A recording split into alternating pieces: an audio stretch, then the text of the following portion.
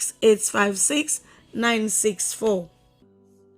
There's a precious fountain, free to all, a healing stream flows from Calvary's mountain. The death is reported of Mr. Ali Alex Fala, commonly known as Jaja, of 15C Philip Street, Wellington, formerly of 11 Magazine Court. Funeral arrangements will be announced later. Sympathizers may call at 15C Philip Street, Wellington, or call on mobile numbers 078 713 070, 076 617 002, and 076 892 789. There the bright and morning star sheds its beams around me. In the cross, be my glory ever. The death is announced of Mr. Solomon Freeman of 24th Street, Freetown, who died on the 17th of September, aged 43. He survived by his aunt, Mrs. Martha Dawa, Uncle Abdul Makavore, sisters Hawa Dawa, Mrs. Mabinti Kamara, and Safi Dawa, brothers Mohammed Dawa of Malta Street, Mohammed Dawa of Kingdom, and Minor Dawa. Several cousins, close friends, and other relatives at home and abroad. The body will be laid out at his residence on Friday, the 26th of September at 11 a.m. Funeral service is at the Maranatha Evangelistic Ministries, 12 Soldier Street off CID headquarters on Friday, the 26th of September at 2 p.m. Burial at the Circular Road Cemetery. Rest beyond the river, near the cross I'll watch and wait, hoping, trusting ever, till I reach the golden strand, just beyond the river. The Tucker family announces the death of Mrs. Adama Tucker Ninuma. She died on the 15th of September, aged 48. She survived by her husband, Dadson Tucker, children Mrs. Ernestine Bangura, Ernestina, Patricia, Michael, Samuel, Eric, and Darlington, brothers and sisters, uncles, aunts, nieces, nephews, grandchildren, and the rest of the family and friends at home and abroad. Funeral service will take place at the Bethel Temple Ministries, Sahil, on Friday, the 26th of September at 1 p.m. Burial at the Circular Road Cemetery. A vigil will be held on Thursday, the 25th of September at 7 p.m. Oh, sacred head now wounded, with grief and shame weighed down, now scornfully surrounded, with thorns thine only crown. Oh, sacred head, what The death took place on the 9th of September of Mr. Ekundayo Augustus Wack Williams Sr. of 260 Locust House in Kisii, aged 67. He survived by his wife, Mrs. Mary Wack Williams, children Ekundayo Wack Williams Jr., Mary Commander, Hector Abdul, Annie Kosi, and Patrick Wack Williams, mother Mrs. Yeli Longani. Several brothers and sisters, cousins, nieces and nephews include Mary Wack Williams, Rani Faulkner, Isa Kamara, Lokumal Longani, and Pastor Sini Longani, all at home and abroad. There will be a vigil at the Brown Memorial United Methodist Church, Kisii, on Monday, the 29th of September, from 7 p.m. to 9 p.m. The body will be laid out at his residence, 260 Locust House in Kisii on Tuesday, the 30th of September from 10 a.m. to 12 noon, followed by a funeral service at the Brown Memorial United Methodist Church Kisii at 1 p.m. Burial at the Kisii Cemetery. May his soul rest in peace.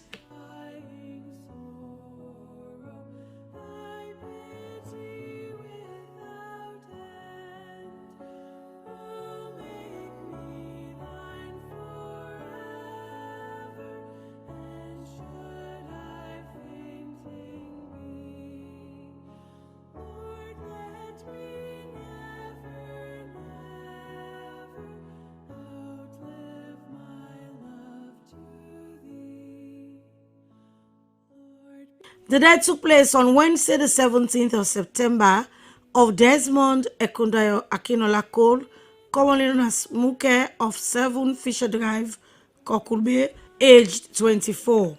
He survived by his mother, Kathy Fisher, of Amy Expeditionary Healthcare, Father Akinola David Ekundayo Cole, stepfather Oladipo Fisher, brothers Oladipo, Olajuwon, and Oladiran Fisher, grandparents Kathy Sandy, Atunike, and Ekundayo Scott.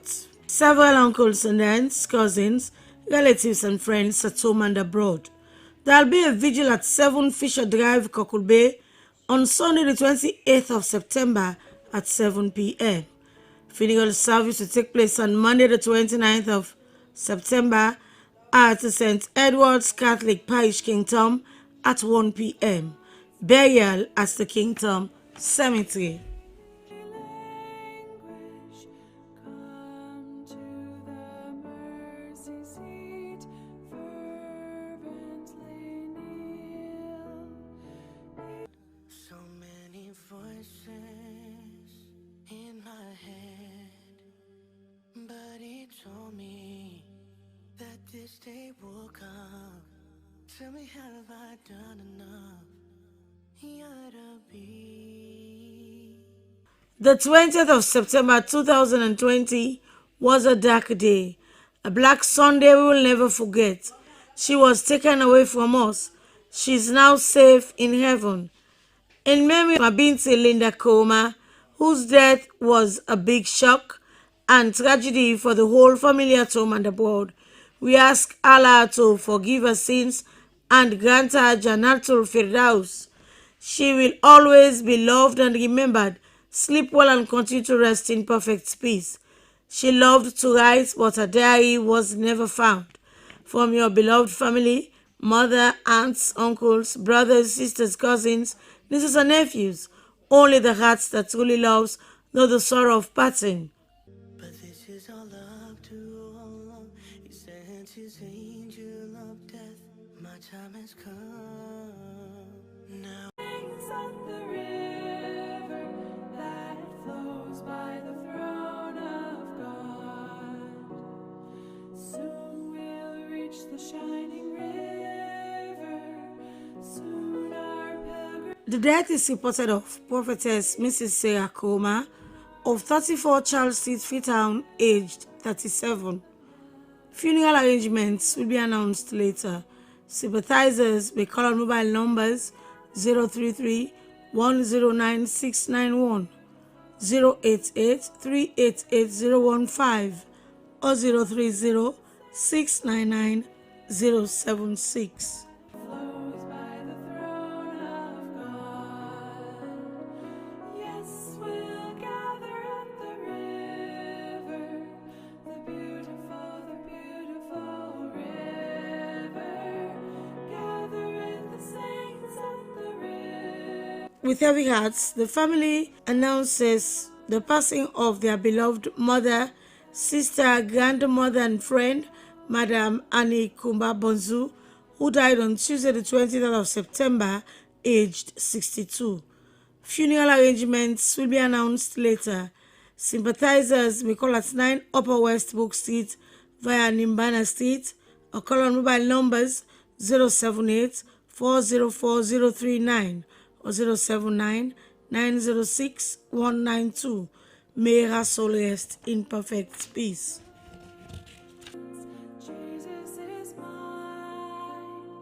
Oh, what a foretaste of glory divine, heir of salvation, purchase of God. The death announced of Mr. George Nathaniel Wellington, who died on Sunday the 14th of September, aged 61.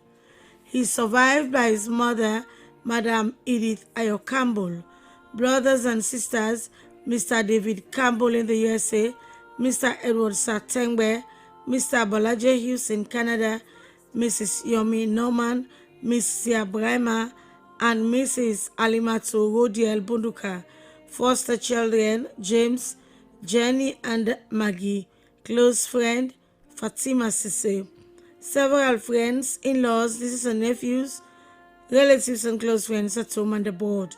Funeral service will be held on Sunday the 28th of September at the New Apostolic Church, Wellington Street at 2:30 p.m.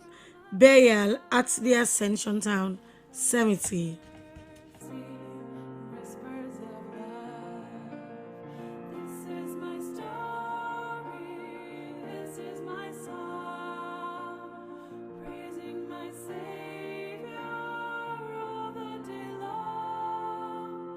This is my story. With gratitude to God for life well spent, funeral and communion service for the dearly beloved wife, mother, grandmother, sister, aunt, in-law, and friend, Mrs. Elfrida Cornelia Taiwo Tego, a retired head teacher of the Cathedral Girls Primary School, which occurred on the 10th of September, age 74, will be held on Friday the 26th of September at Christ Church, Pademba Road at 2 p.m. Burial at the Ascension Town Cemetery. There will be a laying out at a former residence, 9 Riverside Drive off Kinghaman Road from 11 a.m. to 1 p.m. A vigil will be held on Thursday the 25th of September at Christ Church, Pademba Road at 7 p.m. She is survived by her husband, Mr. Oliver Balogun Tego, sons Mr. Kenneth John and Mr. Francis Tego, daughter-in-law Mrs. Alice John, grandchildren Chima, Chidi, Chiemeka, Chino, and others, brother Mr. Oladipo Beresford Jarrett, sister Mrs. Laura Neka Macaulay, nieces, nephews, in-laws, cousins, numerous relatives and friends at home and abroad. May her soul rest in perfect peace. Praising my Savior all the day long. Praising my Savior all the day long. Praising my Savior all the day long. The death took place on Monday the 1st of September of Mr. Edward Dunstan Titus Macaulay of 3A Cold Street Coal Farm, aged 92. He is survived by his children, Mrs. Jennifer Blanchard in the UK, Mr. Emmanuel Macaulay in Russia, Miss Leonora Macaulay, Mrs. Frances Camara, and Miss Sarah Macaulay in the USA, sons-in-law Dr. Alex Blanchard and Mr. Edward Camara, daughter-in-law Mrs. Anna Macaulay in Russia, sisters Mrs. Gladys Bat Williams and Miss Dunstanet Macaulay, several nieces and nephews, grandchildren, grandnieces and nephews, great-grandnieces and nephews, other relatives and close friends at home and abroad. There will be a vigil at 3A Cold Street Coal Farm on Thursday the 25th of September at 7 p.m. Laying out is on Friday the 26th of September at 3A Cold Street Coal Farm from 10:30 a.m. to 11:30 a.m. and at the Faith Healing Bible Church, headquarters 6 Wormsley Lane off Berry Street from 12 noon to 12:45 p.m. Funeral services at the church at 1 p.m. Burial at the Congo Town Cemetery.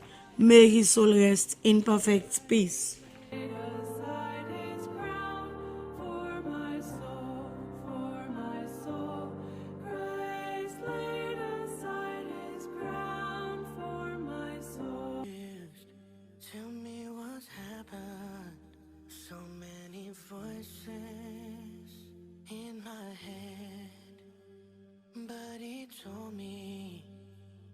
wish they would. Inna lillahi wa inna lillahi rajiun.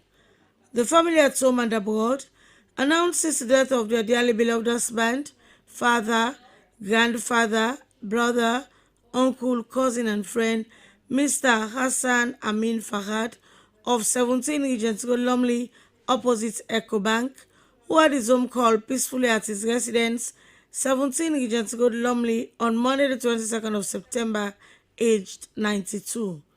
Funeral prayers will be said at the Lebanese International Cultural Center, King Hamad Road, on Thursday, the 25th of September at 4 p.m. Burial at the Kingdom Cemetery. He is predeceased by his wife, Haja Nadia Fahad Sabag. Children, Ghassan, Faisal, Riyad, Muhammad Ali, Rima, Hunaida, Amin, and Freehall. Numerous grandchildren at home and abroad. Brothers and sisters, Engineer Alhaji Kasim Farhad, Alhaji Yusuf Farhad, Malik Farhad, Abdullah Farhad, Dr. Halib Farhad in the UK, Samir Farhad and Nasser Farhad in the UK, Haja Zainab Farhad, Sabah Farhad, Haja Huda Farhad, Jamal Farhad and Iqbal Anta, nieces, nephews, and a host of relatives and friends at home and abroad. May Allah grant him eternal rest.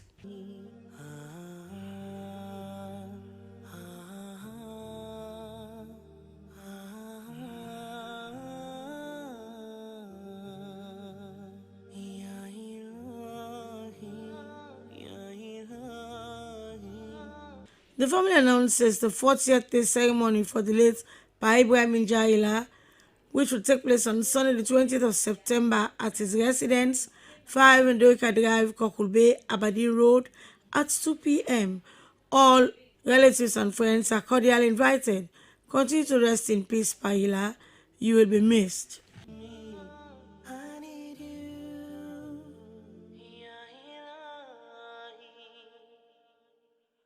Sing while millions join the theme. I will sing, and when from death I'm free, I'll sing on. I'll sing on. It's with profound sadness and heavy heart that we announce the death of our daughter, sister, cousin, and friend, Asanatu Esther Cisse, commonly known as Twin, which took place in Tunisia on Friday, 10th September, age 32. She is survived by her mother, Mariam Momi Conte of Tree Planting, brother and sisters Aminata Cisse in the US, Yeno Cisse, Osanatu Cisse, and Joseph. Uncle Kauta John Cisse, Abubakar Cisse, commonly known as John Bull, James Koda Cisse from Kamabala and Kasoya village. Close relatives, the Conte family, Cisse family, Bangura, Toure family, Kouma family, Kabia family, Punde family, friends and families of Tree Planting, Ferguson Street, New Englandville, and Gloucester village. The memorial service of late Asanatu Esther Cisse will be on Sunday, the 28th September 2025 at the Jesus is the Answer Evangelical Ministry, 5 Joe Town, Gloucester Village, Freetown. Sympathizers may call on 033 323 708 or visit our former resident at Tree Planting.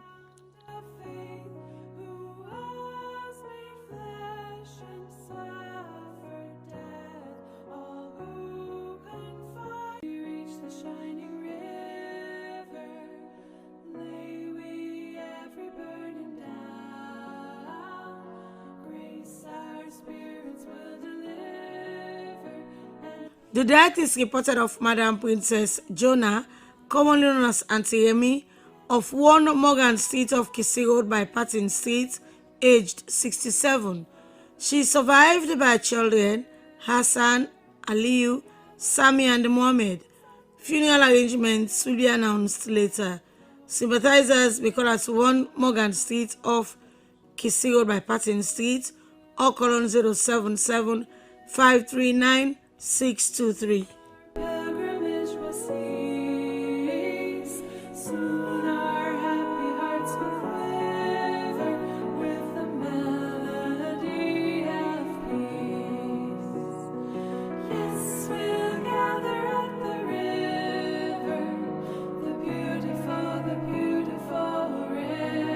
The death took place on the 19th of September of Master Altin Alitidius Maitland, aged 17.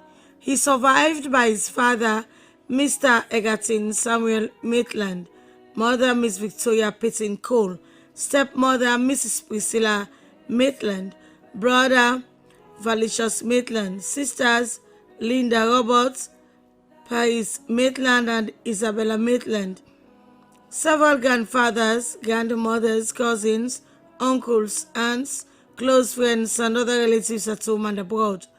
Funeral service will take place at St. John the Evangelist Church, Brookfields, on Friday the 26th of September at 12 noon. Burial at the Kingdom Cemetery.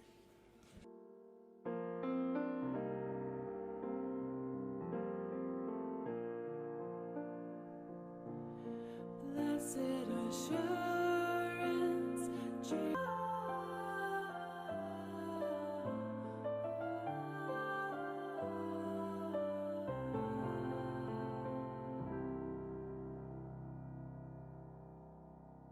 The death is reported of Mrs. Annie Yaiba White Kamara, which took place on Saturday the 13th of September, aged 61. She survived her husband, Mr. Abu White Kamara. Funeral arrangements will be announced later.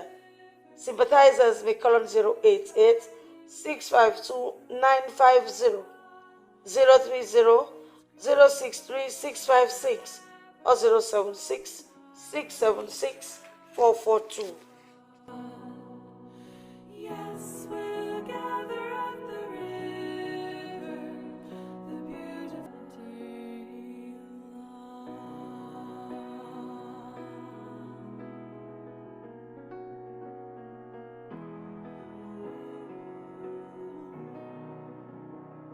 The death is announced of their father, grand and great-grandfather and uncle, Mr. Sylvester Santigi Conte, commonly known as Pacote, aged 92. He died on the 5th of September. He survived by his children, Pastor Francis Conte, Mrs. Zainab C. Thomas, Miss Cecilia Conte, Mrs. Emma Tommy, Mrs. Miriam Koroma, Mr. Silvanus Conte, Miss Juliana Conte, and Mr. Matthew Conte in Germany. Several nephews, nieces, 38 grand and 30 great-grandchildren, in-laws, close friends, and other relatives at home and abroad. A vigil mass will be held on Thursday the 25th of September at St. Anthony's Hall at 7 p.m. The body will be laid out at St. Anthony's Hall from 11 a.m. to 1 p.m. on Friday the 26th of September, followed by a funeral mass at St. Anthony's Church at 1 p.m. Burial at the Kingdom Cemetery. down, sinking down. When I was sinking down beneath God's righteous frown, Christ laid us. Now my book's gone and closed. All my deeds are for show. So I lie here and wait for that day. I'm so scared. The death is announced of Mr. K.B.J. Conte of 219 Locust Housing Drive 2 Kisik, which took place on Sunday the 21st of September, aged 77. Funeral arrangements will be announced later. Sympathizers may call at 219 Locust Housing Drive 2 Kisik or call on the following numbers: 078 591 138 or 099 476 411. But this is all up to Allah. He sent his angel of death. My time has come. Now I'm calling. Peace like a river attendeth my way, when sorrows like sea billows roll. The death is reported of Fatmata Kone, a former third-year student of IPAM, aged 27. She survived by her father, Hassan Kone, mother Musu Kone, close friend Thomas Yambasu, of the Assemblies of God Church Family, New Life of Laka. All the relatives, the Kone, Kooma, Kalon, Yambasu, Kamara, Sano, Rogers, and Koya families at home and abroad. Funeral arrangements will be announced later. Sympathizers may call on 076 746 329 or 076 241 894. Should buffet the world, my sin not in part, but the whole. The family at home and abroad announces the death of Mr. Robert Eustace Milton Williams, also known as Okrimo, which took place in Maryland, USA on the 19th of September, formerly of 21 Hannah Coca Street. He is survived by his siblings Ernest in Manchester, UK, Veronica and Daphne in Maryland, USA, Philip in Perth, Australia. Relatives include Avril Rule, several cousins, nieces and nephews at home and abroad. Other family members, the Williams, Coker, John and Savage families of Hastings and Greater Freetown, the Thomas, Chetal, Matthews and Logan families of Benguma and York, the Nichols, Martin, Beckley, Fraser and John families at home and abroad. Other funeral arrangements will be announced later. The trumpet shall sound, and the Lord shall descend. Even so, it is well with my soul. The death is reported of senior prophetess Marion Scott of the International Prayer Warrior Church and of Dallas Driver Milton, formerly of 5D Water Street, Congo Town, Freetown. She died on Friday the 19th of September, aged 71. Funeral arrangements will be announced later. Sympathizers may call on mobile numbers 034-154-869 plus 157-120-69431, 077-400-131 or 076-720-791. Peace be still. All the length of days, thy goodness faileth never. Good shepherd. Funeral service for the dear wife, mother, grandmother, sister, aunt, friend, and in-law, Mrs. Fatmata Yari Darami, a nurse at the Slims Community Health Center, Wellington, formerly of 11 Johnson Drive, Ojukwu, Allentown, who died on the 7th of September, age 59, will take place on Friday the 26th of September at God's End Time Prophetic Ministry, Ojukwu, at 1 p.m. Burial at the Miami Cemetery, Allentown. The body will be laid out at the church from 11 a.m. to 12:30 p.m. A vigil will be held on Thursday, the 25th of September at God's End Time Prophetic Ministry at 7 p.m. She is survived by her husband, Idrisa Busu Darami, children Busu, Priscilla, Katumu, and Musu in Australia, Busu Jr. in the USA, and Aminat of McKinney, grandchildren, Princess and Dasi Darami, Bash and Sia in Australia, Fode, Shekatu, Zainab, and Idrisa in Freetown, brothers, sisters, cousins, nieces, nephews, in-laws, and the rest of the family and friends at home and abroad. May her soul rest in perfect peace. Silver spray, we will walk and worship ever. All the happy goal is at rest. I and my Savior am happy and blessed, watching and waiting. In loving memory of Alfred Hodgins Ronald Wilson, the 25th of September 2025 marks 2 years since you left for the great beyond, but your love and memories remain in my heart forever, deeply missed and always remembered. Father, in thy gracious keeping, leave we now thy servant sleeping. lovingly remembered by his widow, Enid Wilson. Praising my Savior all the day long. This is my river, gather with the saints at the river that The death is reported of Mrs. Zainab Sise Kamara of 107 Quarry off by Bure Road, back of Hotel 510, local step Kisii. She died on Saturday the 20th of September, aged 72. Funeral arrangements will be announced later. Sympathizers may call at her residence, number 107 Quarry off by Bure Road, back of Hotel 510, local step Kisii, or call on mobile numbers 078 111 222 or 076 649 991. May her soul rest in perfect peace.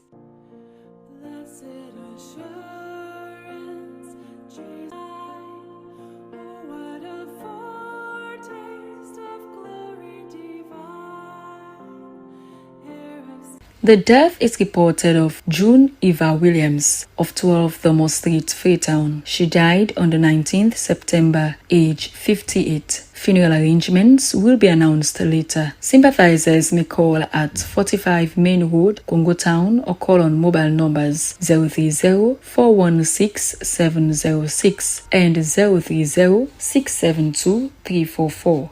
May her soul rest in peace. This is my song, praising my Savior all the day long. Shield me when I must die, remind me of thy passion when my last hour draws nigh.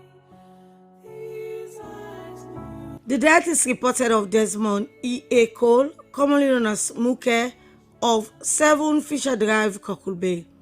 He died on Wednesday, the 17th of September, aged 24. Funeral arrangements will be announced later.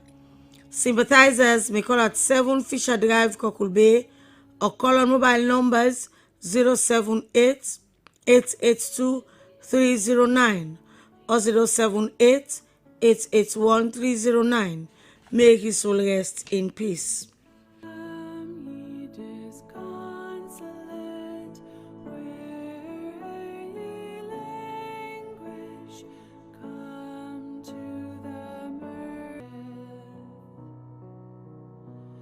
Perverse and foolish oft I strayed, but yet in love he sought me. A resurrection mass for dearly beloved husband, father, grandfather, uncle, and in-law, Mr. John Andulahai, who died on the 19th of August, age 77, will be held on Friday, the 26th of September at the Holy Trinity Church, Kenema at 1 p.m.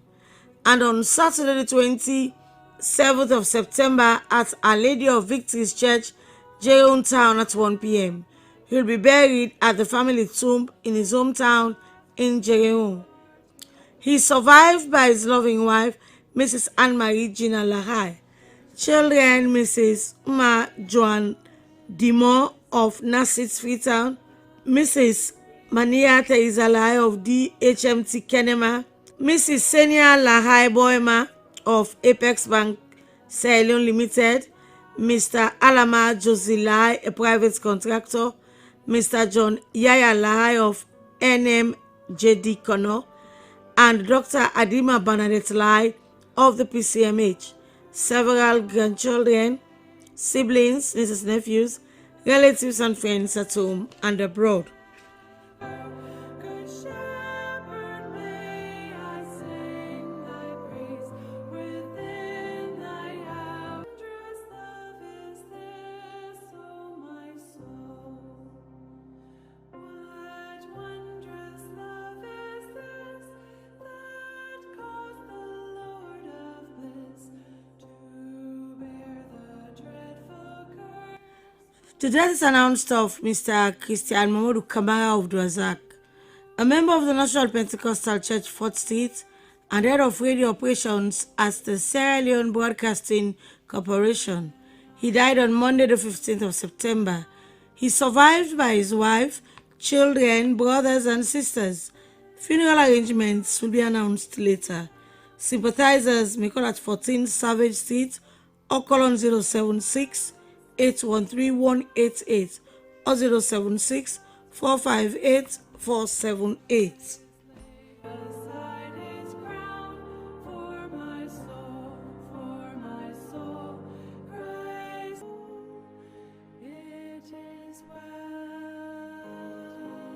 The death announced of Mr. Victor Kamara Taylor of 14 Pike Street, Brookfields, which took place on Monday the 15th of September, aged 62. He survived by his children, Mrs. Christiana Idris, Victoria Kamara Taylor in the US, and Victor Kamara Taylor Jr., brothers and sisters, Issa Kelvin Kamara, William Freeman of the Slbc TV, and Miss Josephine Freeman.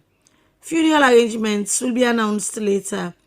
Sympathizers may call at his residence, 14 Pike Street, or call on the following numbers: 032 746 224, 099 331 747, or 078 642 132.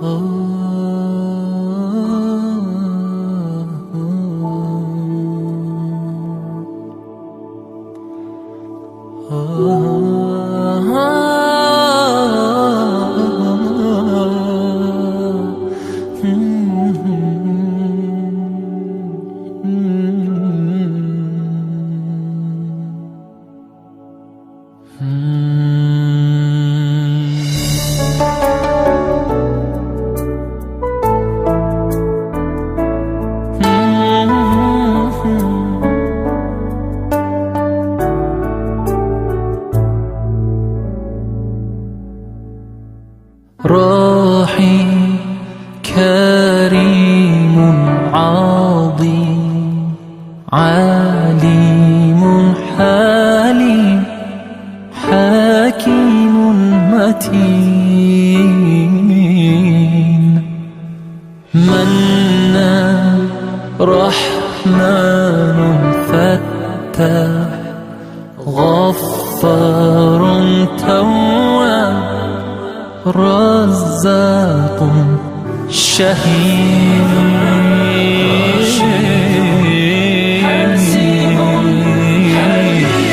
اللهم صل على محمد وآل محمد يا مسلمين صلوا عليه اللهم صل على محمد وصح محمد يا مؤمنين صلوا عليه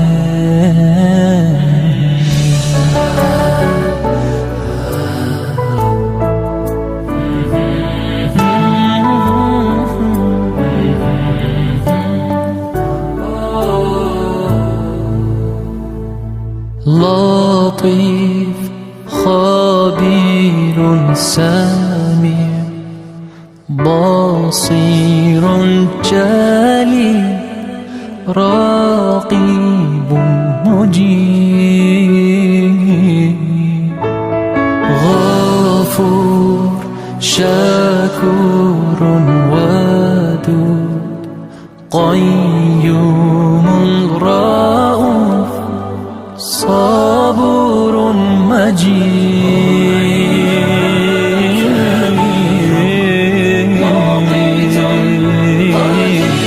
اللهم صل على محمد وآل محمد. يا مسلمين صلوا عليه. اللهم صل على محمد وصحب محمد. يا مؤمنين صلوا عليه. الله أكبر الله أكبر لا إله إلا هو الملك القدوس. الله أكبر الله أكبر يا رحمن ارحم ضعفنا.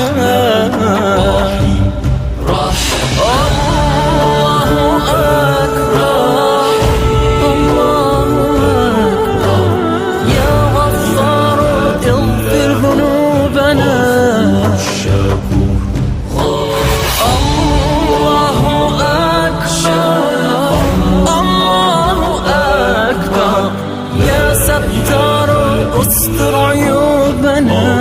الخبير الله أكبر الله أكبر يا معز أعز أمتنا. الله أكبر الله أكبر يا مجيب أجب دعانا.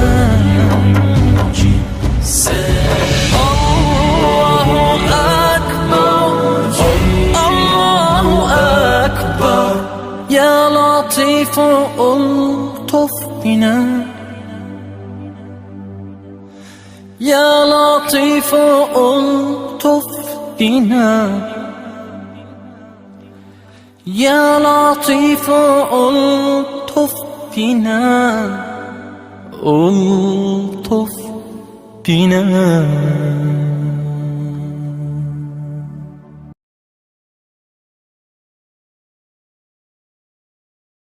الله الله يا ربي يا الله. الله يا ربي يا الله.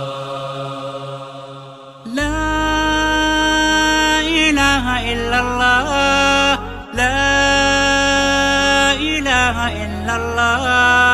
لا إله إلا الله. محمد رسول الله. محمد رسول الله. أرجو رضاك يا الله. أنت الرحيم يا الله. هبني عطاك يا الله. أنت الكريم منك العطاء يا الله. أنت العظيم يا الله. فيك الرجاء يا الله. أنت الحليم الرحمن الستار ملك الملك الغفار الوهاب المنان المتعال. الرحمن الستار ملك الملك الغفار الوهاب المنان المتعال. الله الله يا ربي يا الله. الله يا ربي يا الله. لك يا إلهي وجهاتي في الحزن أو في الفرحة. ما ثم لي في شدتي إلا كإن جار الزمان. ترقي النوال وتكرم وبرغم ذنبي ترحم. ولك الثناء الأعظم يا واهب المنن الحسان. ألقيت في القلب الآمان وزرعت في الأم الحنان. وحفظتنا طول الزمان وهديتنا سبل الجنان. لك كل حمد في الورى عد الرمال وأكثارا. ما لاح بدر أو سارا دوما على مر الزمان.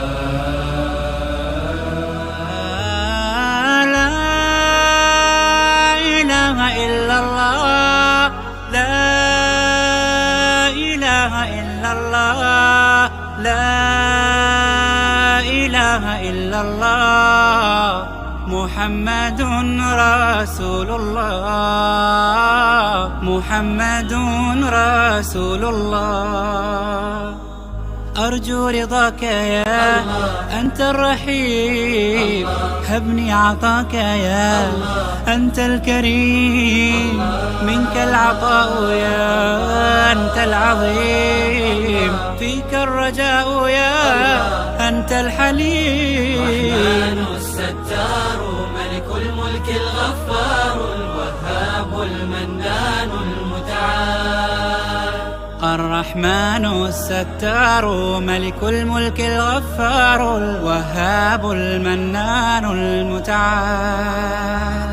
الله الله يا ربي يا الله الله يا ربي يا الله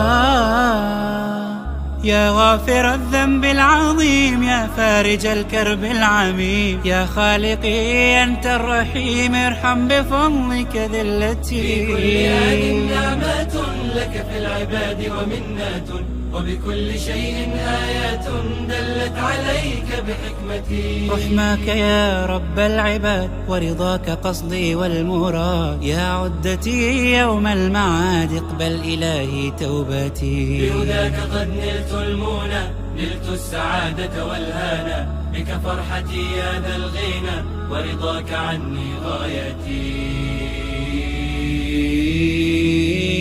يا الرحمن الستار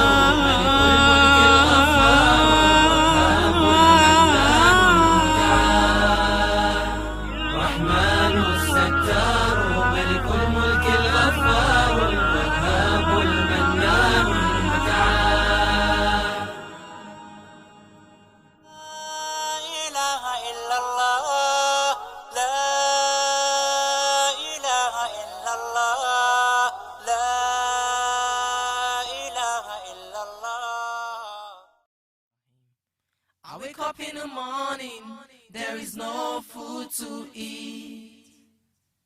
And I start wondering, why is this happening?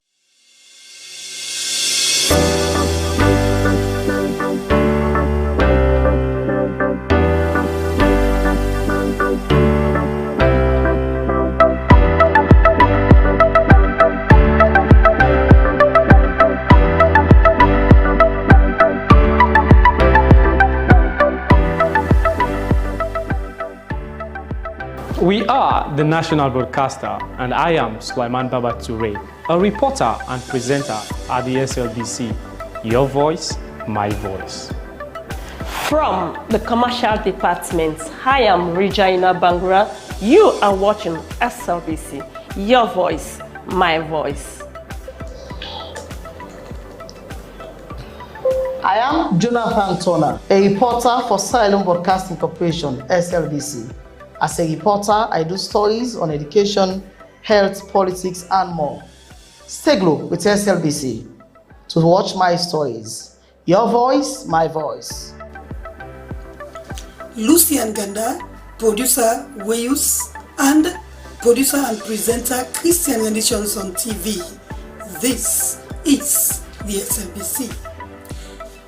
I am William Wise, presenter Wayus and also reporter at the SLBC, and this is the SLBC.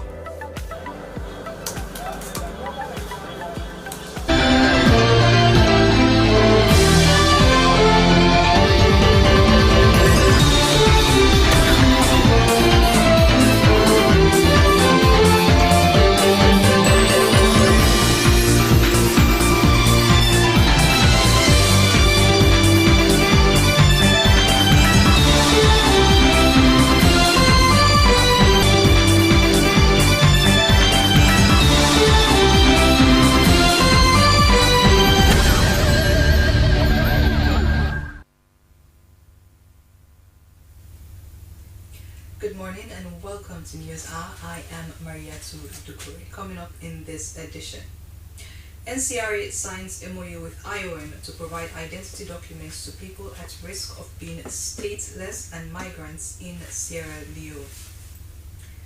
Sierra Leone Maritime Administration joins international maritime community in celebrating 48th World Maritime Day.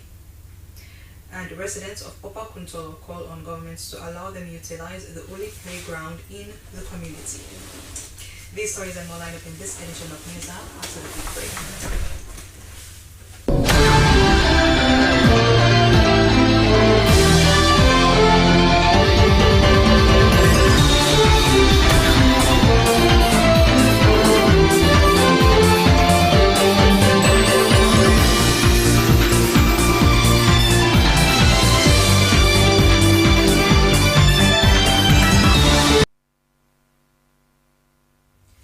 if you're just joining us, you're watching News R.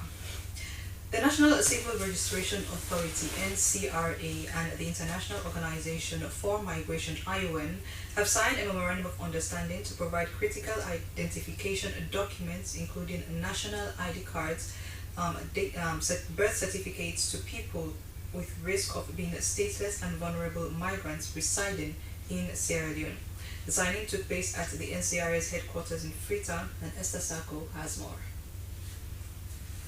The agreement signed marks the culmination of more than 1 year of dialogue and collaboration between the two institutions. The Memorandum of Understanding is part of Sierra Leone's wider strategy to provide identity to those who are often overlooked as being stateless persons, migrants, and people with disabilities. The initiative is set to start in October 2025 and aims to address long-standing gaps in access to legal identity among marginalized groups. Under the initial phase of the project, 1,000 beneficiaries will be targeted, 700 individuals will receive the national ID cards, and 300 will be issued with birth certificates. The beneficiaries include migrants, people at risk of being stateless, and individuals with special needs who have been unable to access essential services due to lack of legal documentation.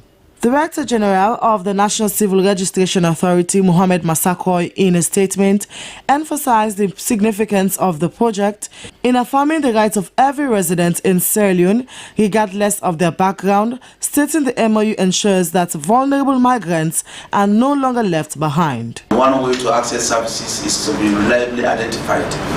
When you identify, the government will now be able to make provision for you insofar as you reside in this country, whether you are a citizen or foreign resident. So today's event is going to be for us to formally finalize all the engagements we've had in the last 1 year or two.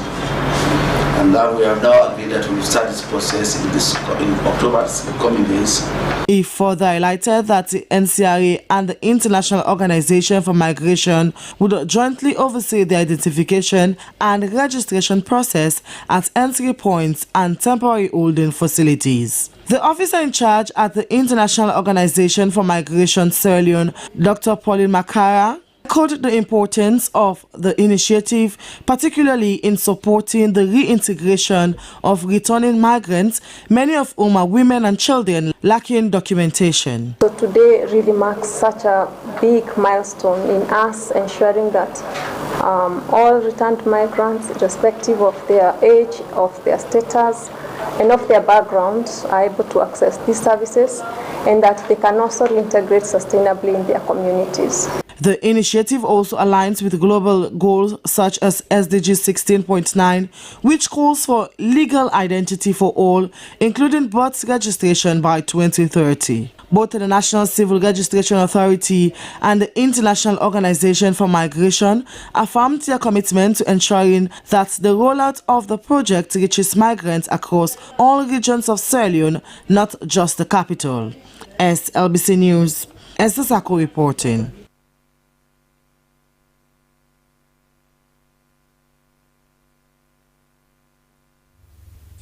The Sierra Leone Maritime Administration, SLMA, has joined the international maritime community in celebrating the 48th World Maritime Day, observed under the global theme, Our Ocean, Our Obligation, Our Opportunity.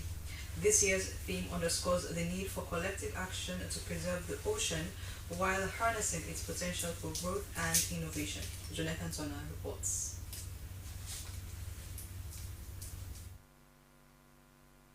The day, spearheaded by the International Maritime Administration, IMO, highlights the vital role of oceans in global trade, climate regulation, and livelihoods, while calling for stronger commitments to promote marine ecosystems and embrace opportunities within the blue economy. Speaking on Sierra Leone's participation, officials of the Sierra Leone Maritime Administration emphasized the country's commitment to safeguarding its marine environment, improving shipping standards, and aligning national policies with international maritime conventions. Recent efforts include the domestication of legal instruments on marine safety and pollution prevention, as well as capacity building programs for seafarers and port operators. Our ocean is SLME, and we are ready to protect it. Obligation, the staff is supposed to do what they're supposed to do. And we have done for the past 1 year, 6 months, we've been doing very well. I'm very happy. Thank you, guys. The opportunities are there. We've signed MOUs, we've created training opportunities for you guys. Together. The Deputy Minister of Transport and Aviation, Rex Bonafa, said the ocean was a lifeline, noting that as a coastal nation, all must lead by example in promoting safe, secure, and sustainable maritime activities. He pledged to collaborate with regional and global partners to ensure marine governance, expand training opportunities, and foster innovation within the sector. Agriculture, ecotourism, marine renewable energy, and ship repair facilities that will bring jobs and prosperity for our youth. Government is taking bold steps to lay the foundation for these opportunities. We are reviewing, modernizing, and domesticating our maritime laws and IOM conventions, strengthening both state control and pursuing upgrades to the Elizabeth II key to improve efficiency. We are encouraging ship owners to adopt cleaner technologies, and we are working with international partners on maritime training academies to expand the skills of our seafarers, engineers, and inspectors. World Maritime Day is celebrated annually in the last week of September to recognize the contribution of the maritime industry to the global economy and sustainable development. With Sierra Leone joining other nations in this global observance, the Sierra Leone Maritime Administration has called on stakeholders from coastal communities and shipping companies to civil society and policy makers to translate obligation into action and opportunity into lasting impact. For SLBC News, Jonathan Turner reporting.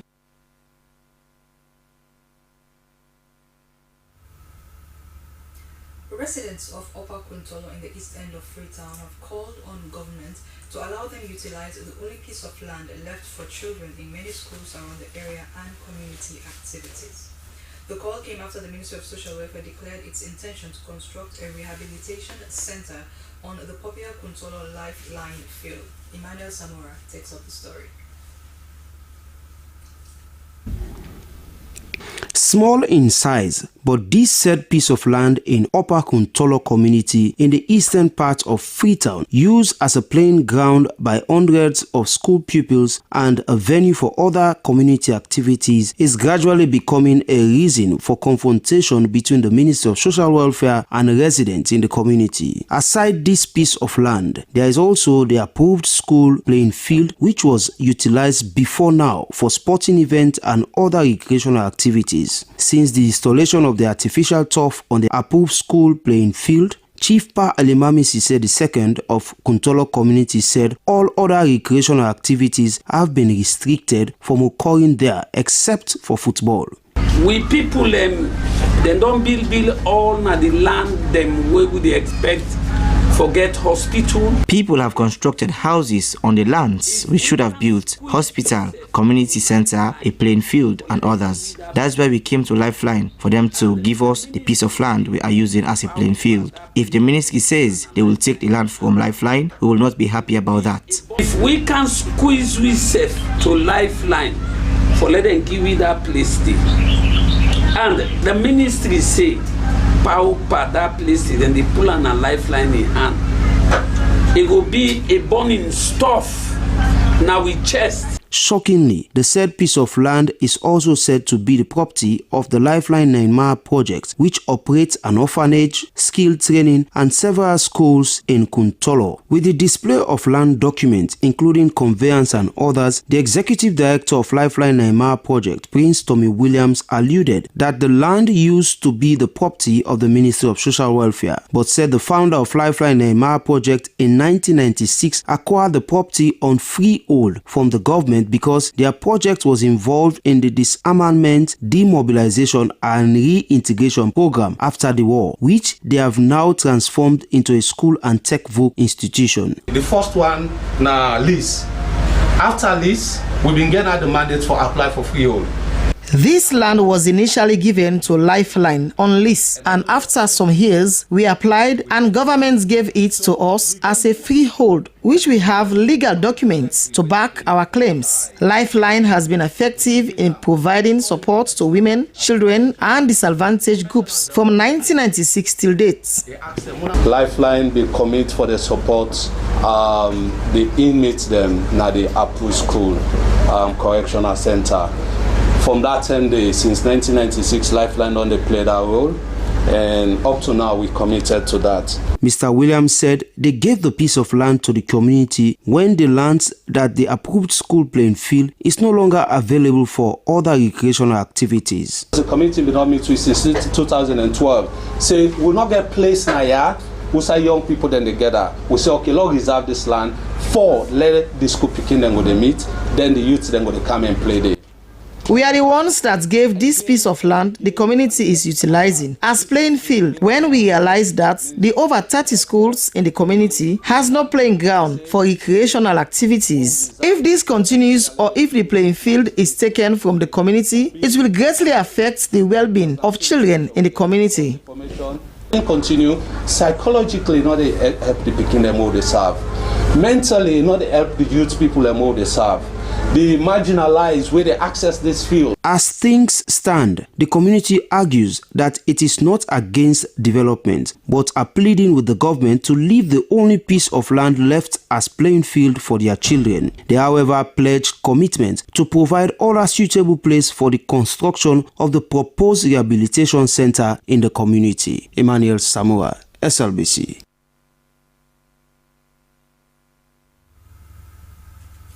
Purposeful, a feminine-based organization in collaboration with the University of Sierra Leone, hosted a public lecture on reproductive justice, women's and girls' right to choice and life. The program, which took place at the New Brookfields Hotel in Freetown, highlighted the need for safe motherhood, stronger laws and policies to protect the rights of women and girls. Our intern reporter Owen Roy Fox was in attendance and filed this report. The event brought together gender activists, health professionals, and university students to reflect on the importance of reproductive justice. The discussion focused on how restrictive policies and stigma continue to endanger women's lives in Sierra Leone, where maternal mortality remains one of the highest in the world. A representative from the Ministry of Health, Dr. Satu Issa, said 3 to 5 women are dying on a daily basis due to high maternal mortality rates. She described the Safe Motherhood Bill as a comprehensive report focusing on reducing preventable maternal death through a range of services and interventions. Safe Motherhood Bill is not just something that has to do with abortion, comprehensive health. It has to do with injustice. Injustice against people who are not able to procure or to purchase what they want.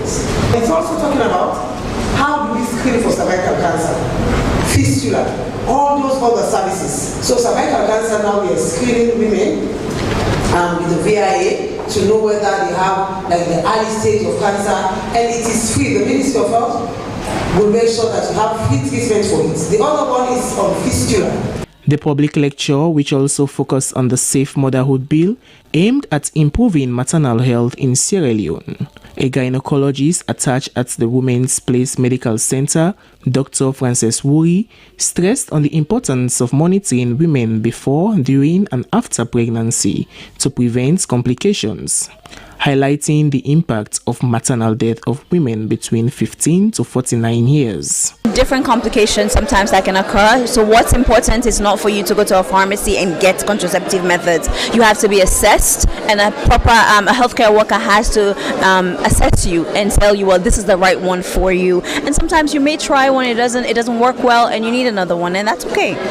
But you need to be you need to get to a hospital and be properly assessed to see which of the contraceptive methods would be the right one for you. The advocacy director for Purposeful Organization, Josephine Camara, said the program aims to raise awareness among young people about parliamentary debate and the misinformation surrounding the Safe Motherhood Bill, which is often seen as promoting murder. She stressed that the bill ensures access to reproductive health services for women, covering aspects from pregnancy to post-childbirth care. This particular public lecture is in promotion of the Safe Motherhood Bill.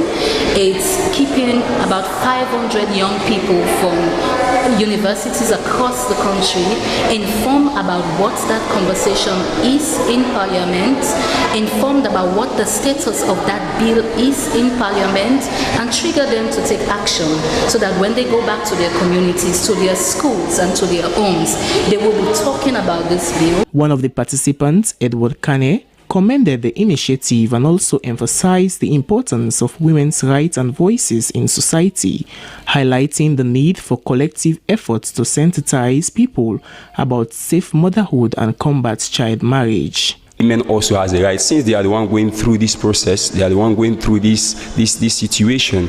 I think their voice should be heard and also their decision should be respected in activities like this. The program also emphasized the need for better healthcare access and fight against injustice in maternal health. The lecture continued with a drama portraying the need to break barriers restricting policies and stigma that endanger women's lives, and ended with a call for action for Sierra Leone to strengthen laws that guarantee safe motherhood, empower women and girls to make informed choices about their lives. For SLBC TV News Hour in Freetown, Alwyn Roy Fox reporting.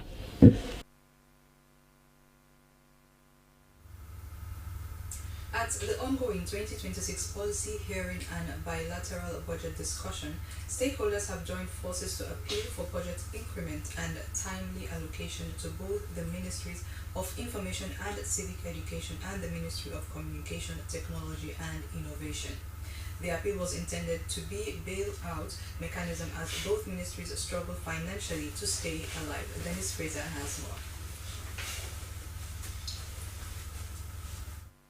Submitting their budget proposals for consideration, officials of the Ministry of Information and Civic Education and the Ministry of Communication, Technology and Innovation presented a summary update for both 2025 and 2026 fiscal year, in line with key deliverables, financial obligations, ongoing public investment projects with 8 agencies, including possible revenue generation streams. The Ministry of Information and Civic Education presented alongside the National Council for Civic Education and Development and requested 92,219,166 leones, which was way above its budget ceiling, not exceeding 12 million leones. NACED requested for a budget line of 26,927,005 leones. For the Ministry of Communications, Technology and Innovation, the request was in the tune of 34 million leones, 843,377 leones, which was in excess of over 23 million leones of their approved ceiling of 10,880,600 leones. From the presentation, it was seen that inadequate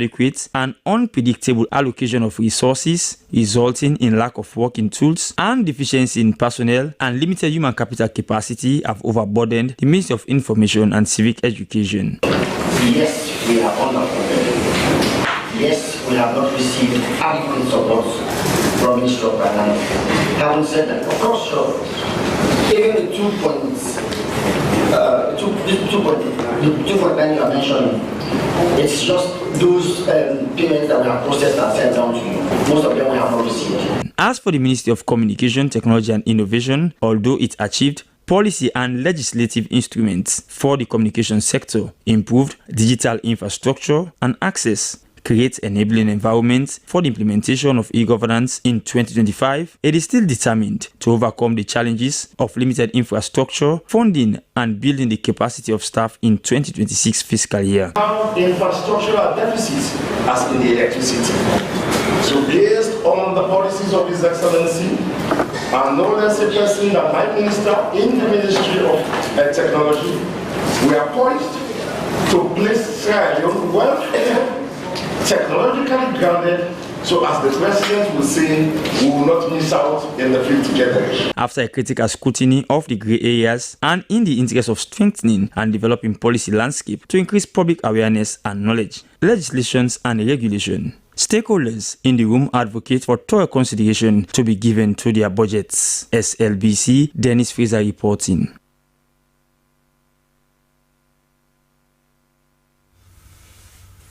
The National Tourist Board, NTB, has received members of the Sierra Leone Hash House Harriers Sierra H4 and international hashers at the Hastings Toll Gate at the eastern part of Freetown, following their return from Ghana, where Sierra Leone won the bid to host the Pan-Africa Hash 2027. Aminata Bangura reports. The victory is being celebrated as a landmark moment for Sierra Leone's tourism industry and its growing reputation as a peaceful and welcoming destination.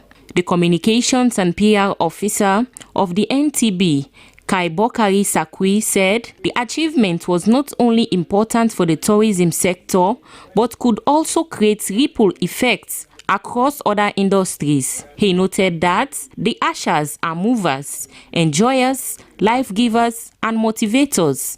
Their arrival in Sierra Leone sent a strong message to the global tourism community that Sierra Leone is peaceful, open, and accommodating, adding that other sectors like agriculture and mining may also benefit from this.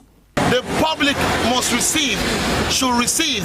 We must position ourselves to receive this 25 group of people as our brothers and sisters, to make them feel at home, to give them an open hand, an hospitable hand, and let them feel the ambience, the hospitality, and our receptive position as a readily made tourism destination. So I implore the consciences of your minds, receive the ushers, allow them to have conversations with you. Frederica Aisha Sise, who is known by a hash name Smooth Operator, described the win as overwhelming. She said that for them, a baby camel that is not yet a year old to attend an international event and bring home the hosting rights for 2027 is historical. She continued that they were proud to return with the flag for the Ministry of Tourism and for Sierra Leone. Actually, for me, hashing is not only running and having fun. It's the networking, bringing people from different countries in the world, showcase your country, and then you network them to tell your country in business-wise. So that's why I'm in the hash to sell my country. The international coordinator for the Sierra H4, Alexandra Ayodele Marlin, whose hash name is Yap Yap Network, emphasized the spirit of hashing, noting that it is a non-competitive activity that brings together people from diverse backgrounds. He continued that after runs, they share refreshments and build friendships.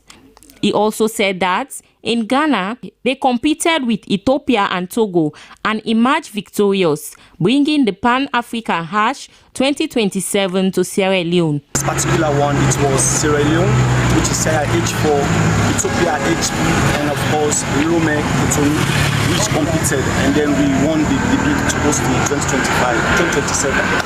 Sierra H4 is below 1 year, and of course the ushers, the members, have past experience. We have people who have hashed for over 20 years, 15 years, and we also have newbies, people who are new ushers that are joining us. So what we have done over the years, we have changed the way of hashing. Most of the times we do what really hashing is all about. Looking at the traditions, looking at the cultures, and we try to embed it to our local way of hashing. The international ushers also expressed joy at being welcomed to Sierra Leone, saying the hospitality shown to them was a reflection of the country's warmth and unity. The successful bid is expected to attract thousands of visitors in 2027, providing Sierra Leone with an opportunity to showcase its culture, hospitality, and tourism potential to the world. SLBC, Aminata Bangura reporting.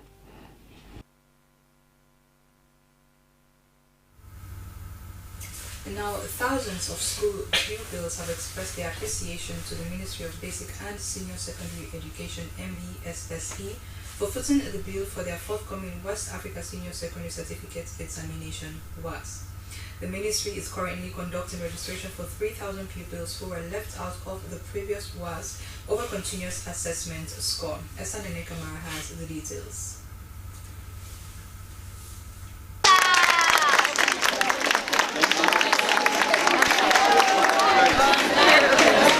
It was an exciting moment for these pupils as the message from the Ministry of Basic and Senior Secondary Education brought relief to them. It could be recalled that thousands of pupils across the country could not write the May-June WAS because their continuous assessment scores were not uploaded by their respective heads of schools, a criterion for one to write the WAS. According to the Deputy Minister to MBSSA, Mamosu Masakoi, the decision was part of government's commitment to ensuring inclusive education and equal opportunities for all pupils, regardless of the status of their schools. She emphasized that no child should be deprived of the right to education. In the goodness and to demonstrate our continued political will of leaving no child behind, and in the support of the free quality education, His Excellency, the President, Dr. Julius Maada Bio, has kindly consented to ensure we are able to recapture those kids that were left out of the June 2025 examinations. And therefore, he has paid for all the children who were left behind, to include you in this private WAS of November 2025. The Vice Principal, Sierra Leone Muslim Brotherhood, Joseph Fodekai, welcomed the move and described it as a timely intervention that has removed the financial burden on families. He called on pupils to take advantage of the move and study hard for the exam. Representatives of the targeted pupils lauded the move by the government. I feel excited, I feel very happy, we all are, because this opportunity is very rare and we are very thankful to the government for paying for us to take part in this private examination. We are well aware that it is an opportunity for us to prove ourselves and then do better things for ourselves, not only for the government, because the government, they have just playing their part, the rest depends on us. The move was believed to have reignited the aspirations of pupils who were on the verge of dropping out of school. For SLBC, Esther Kamara reporting.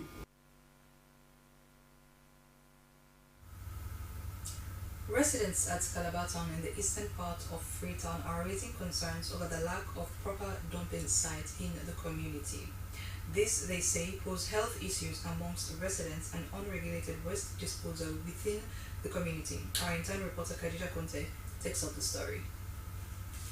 The Calabaton community in the eastern part of Freetown has been battling this problem for years without a space to get rid of their waste and without a waste collection point provided by the local council. Residents in the community pile up their waste along the roadside and waterways, which makes life in the community miserable and very difficult to adapt. Abdul Mansare and Fatmata Kabia, who are both residents and active youth in Calabaton, we are however dissatisfied with the habits of people frequently depositing their waste into the streams where people go to launder their clothes and also do extra work. We do not have anywhere to throw away our garbage. So for now, we normally allow those in charge of cleaning the community to get rid of it before it gets worse and pollutes the community with an unusual smell.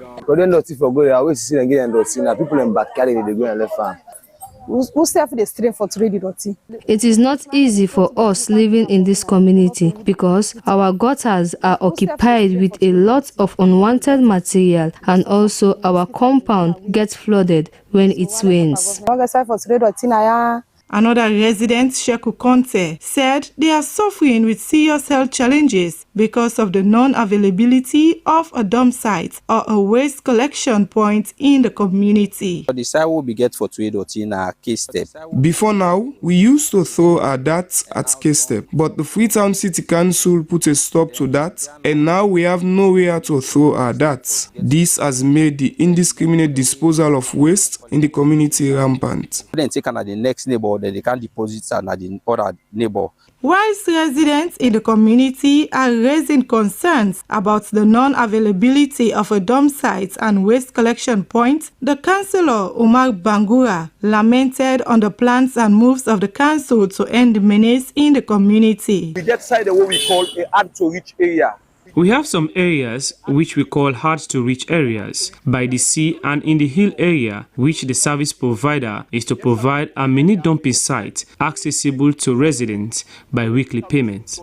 In my ward, the service provider I have is called Echo Spring, covering from Orogu to PMB. I am advising everyone not to give household waste to those claiming to be clean salon because there is a law now that states that non-service providers and their sponsors can pay a 5,000 new loans or serve 6 months in jail for violation. If they catch that bobo with that dirty where you get, the law say that bobo with all the dirty, now 5 million or 6 months imprisonment. The growing concerns of residents on waste management in Calabar Town community serve as a clarion call on the Freetown City Council to speed up its plans to end such a menace in the community. Now on traffic lights, pedestrians in Freetown have called on authorities and stakeholders to intensify public education on the proper use of the lights across the city. Our intern reporter Elizabeth Morlin Sise filed this report.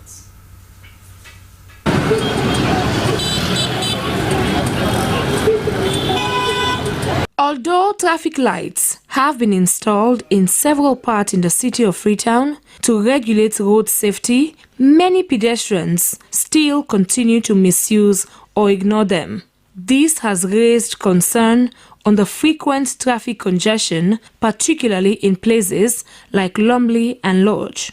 Jibril Bangura, a pedestrian, explained that there has been some sensitization, but people still have not mastered how the traffic lights operate. Some of you follow the regulations. Some of us follow the regulations, alhamdulillah.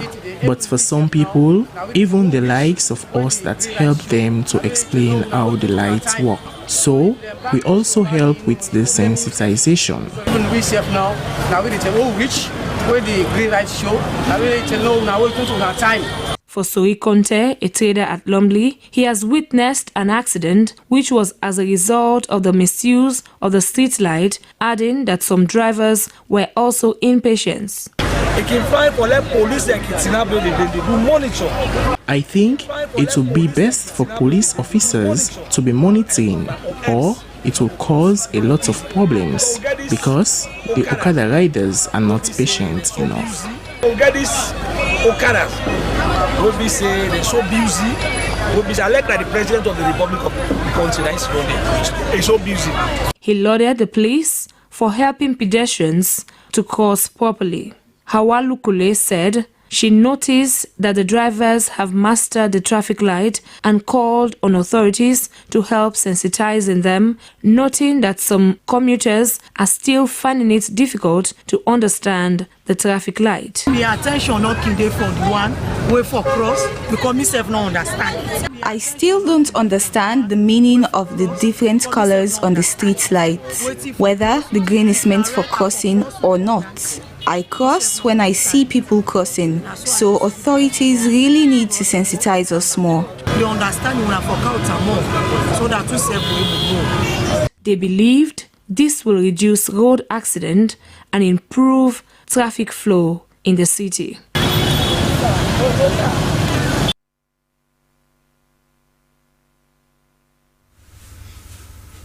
The Royal Embassy of Saudi Arabia in Sierra Leone has celebrated the 95th National Day of the Kingdom of Saudi Arabia, which was held at Radisson Blu in Freetown. Every year they celebrate the unification of the kingdom, an event begun by the late King Abdulaziz ibn Abdul Rahman Al Saud in 1932 for a united, stable and prosperous country. Ibrahim Samora was there and sent in this report. The event was graced by government officials, the diplomatic community in the country, and Saudi nationals of the Kingdom of Saudi Arabia in Sierra Leone.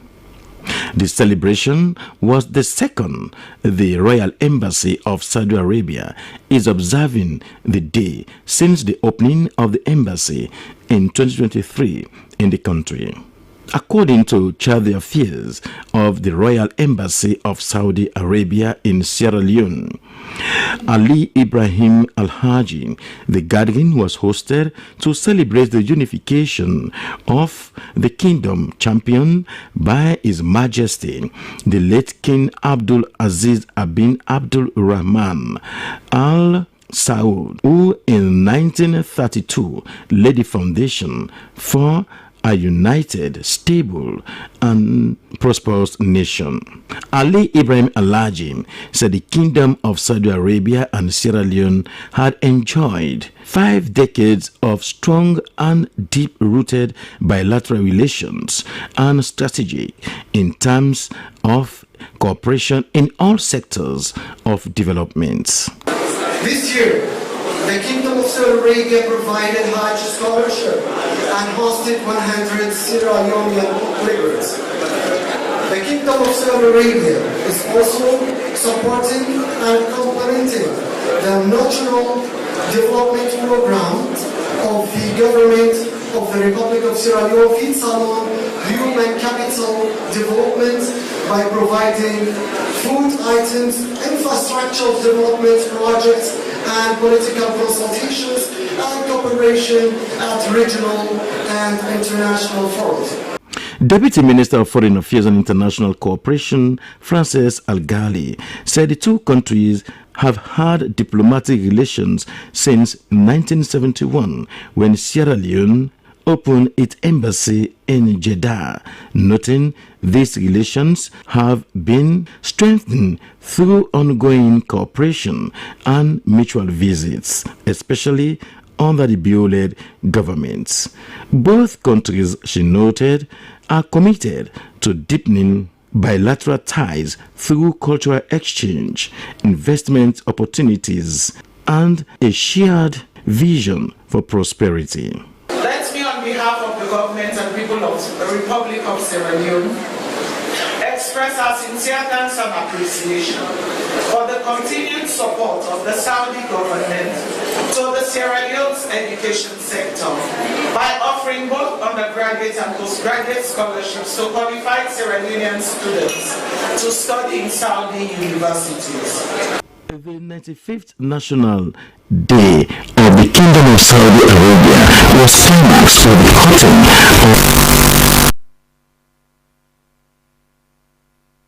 between the two countries. Ibrahim Samora, Freetown.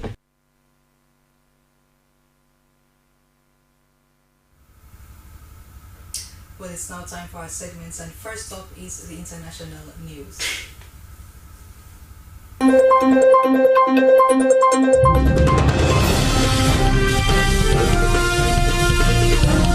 Hello and welcome to the international news with me, Esther Susanette Bassi.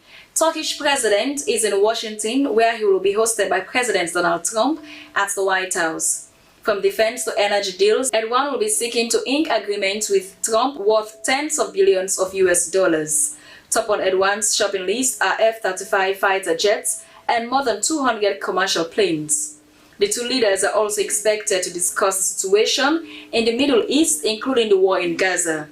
Days before Erdogan's visit, Ankara announced it had terminated tariffs imposed on 2018 on US imports in a sign of warming bilateral ties.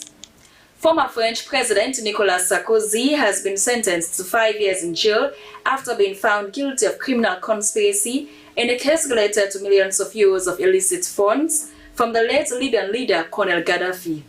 The Paris Criminal Court acquitted him of all other charges, including passive corruption and illegal campaign financing. The ruling means he will spend in jail even if he launches an appeal, which Sarkozy says he intends to do. Speaking after Thursday's hearing, the 70-year-old who was president from 2007 to 2012 said the verdict was extremely serious for rule of law. Sarkozy, who claims the case is politically motivated, was accused of using the funds from Gaddafi to finance the 2007 election campaign.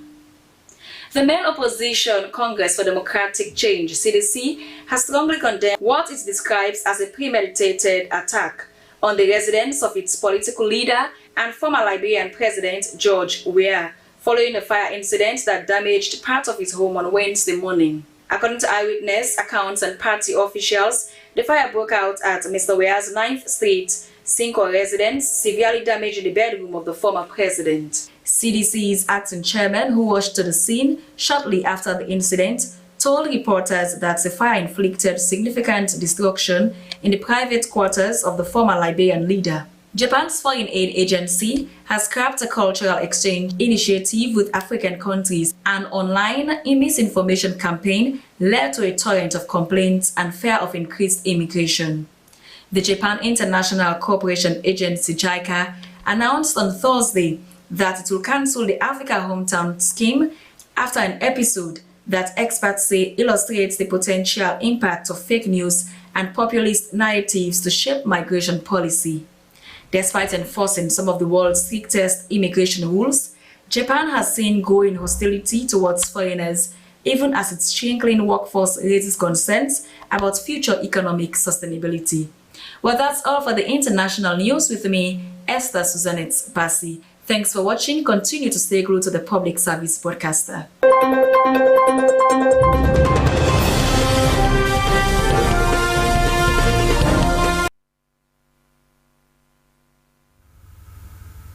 That was Esther Suzanette Bassi closing the international news. And next up is business updates.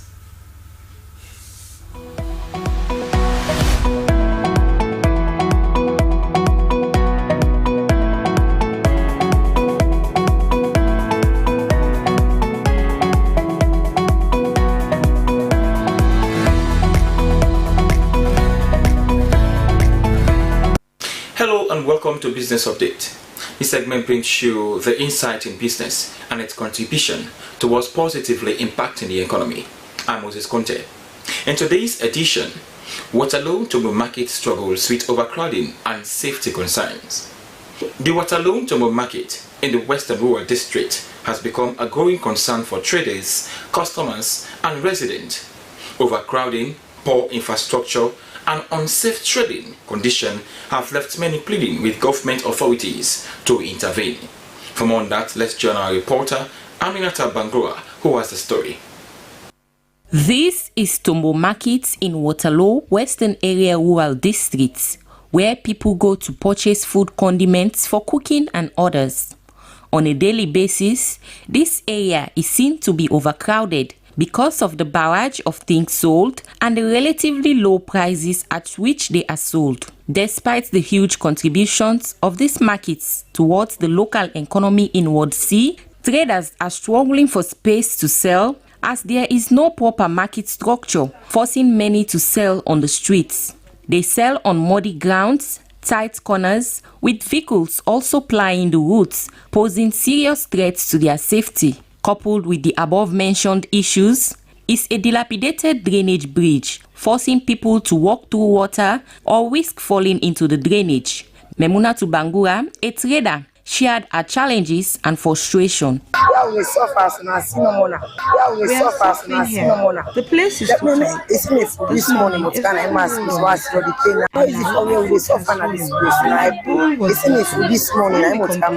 say that we are pleading right now. They pray for you. Government intervene. So we market sector done. They are letting send way for you. For Chialedi Memunatu Kamara, the overcrowding has become a public safety issue. Accident because this market will not get stagnant market right now. Accidents happen frequently because traders are forced to sell on the streets. If there was a proper market, nobody will sit outside. Waterloon population is growing and we need a bigger and permanent market space. Authorities at the markets admitted to the challenges. Mohamed Bailo Kamara is the chairman of the petty traders at Tombo Park Market. The market will get where the cash run bill for we up to now in the market will get where the cash run bill for we us has not been handed over. Instead, it has become a dwelling place for pushballs. Even the area meant for garbage has been transformed into a market space for other traders to move in. But it has not yet been cleared. We are asking government to send a caterpillar to clear it so that traders can use the space and avoid the vehicle passage.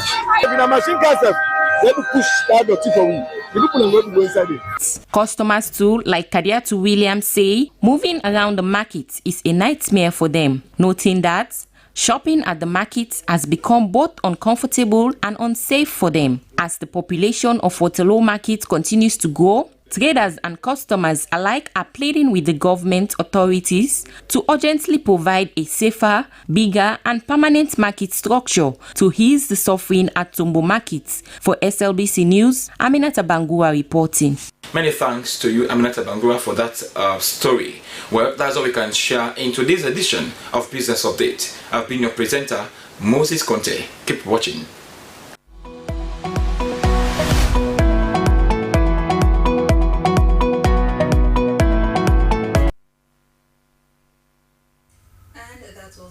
Updates with Moses Conte. Next up is the entertainment news.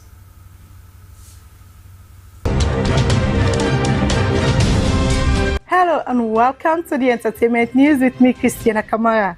In this edition of the entertainment news, Bakiteno releases video of new song titled Bismillah. Rihanna welcomes third child with ASAP Rocky. Stay with us.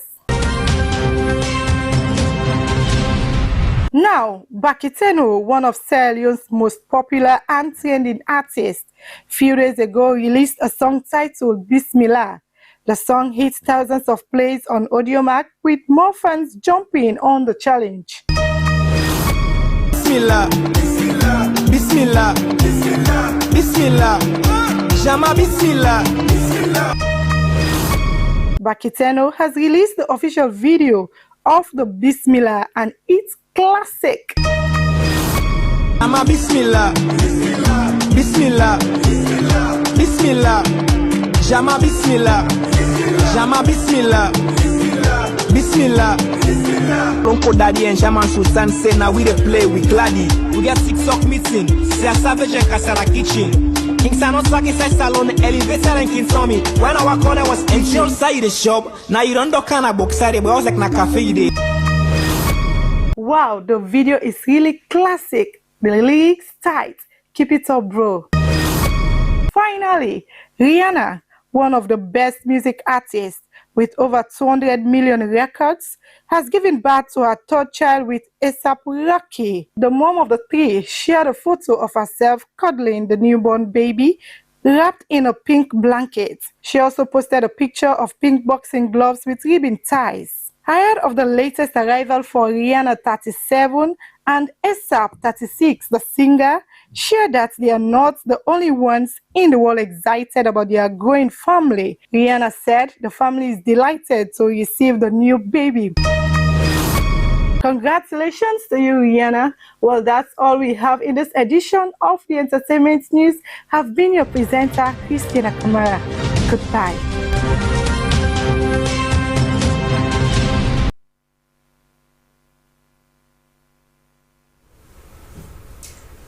That was Christina Kamara ending the entertainment news. There now we join with Abdul for sports updates.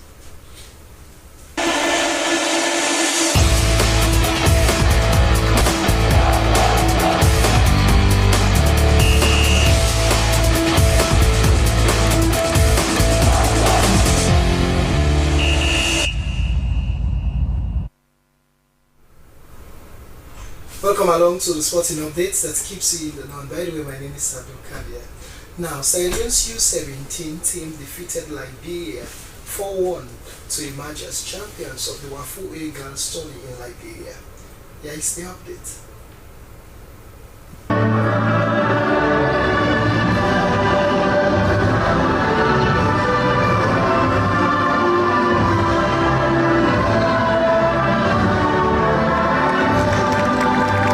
Sierra Leone's U17 girls national team has written their name in the history books after winning the inaugural Wafu-A U17 girls tourney in Liberia. The young queens sealed their triumph with an emphatic 4-1 victory over host Liberia, who were reduced to 10 players during the match. So today I decided for say make it test me, make it see how I can perform. So I me play full how I can play now in the field. Maybe while I go inside game and not go play so.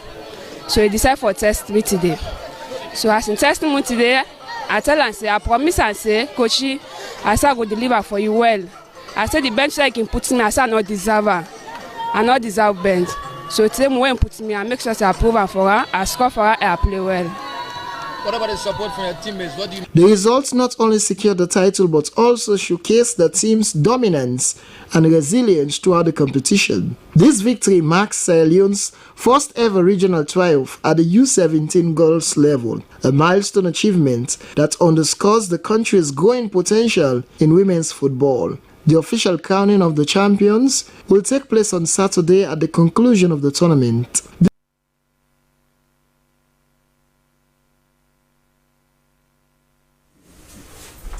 Now, the Republic of Sierra Leone Armed Forces (ASLAF) has officially commissioned and received a modern squash facility at the historic Wilberforce Officers' Mess, and all thanks to the National Petroleum Sierra Leone MP. Here is a snippet of that event. Got facility to the Republic of Sierra Leone Armed Forces on behalf of MP Sierra Leone Limited. Your efforts reflect our shared commitment to creating conducive environment for our troops to thrive both on and off the military dome.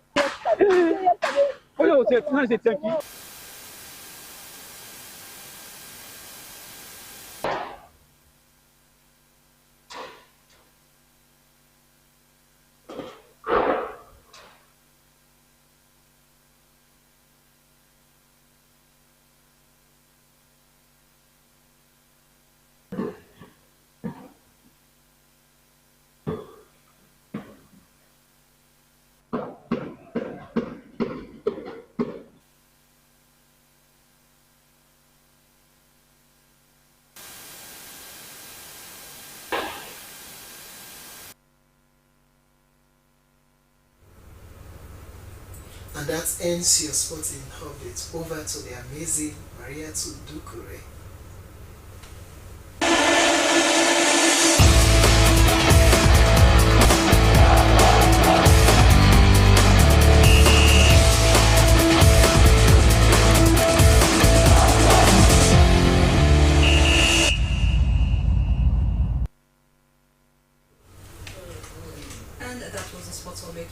Now to end the news, the main points again.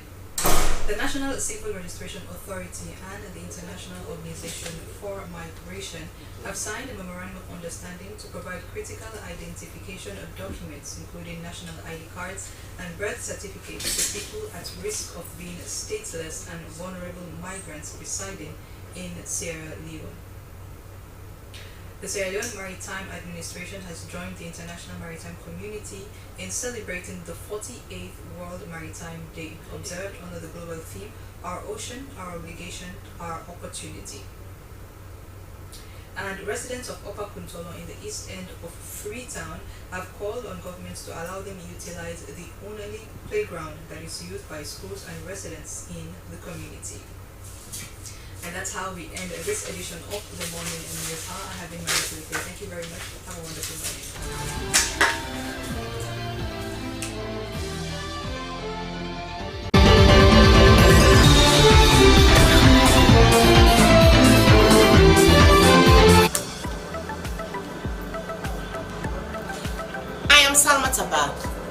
television executive producer.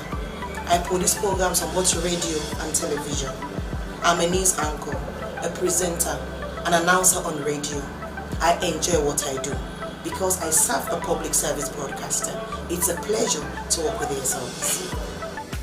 I am Tilikoma, Head of News and Current Affairs Unit, Sierra Leone Broadcasting Corporation. Our news hour now covers several segments.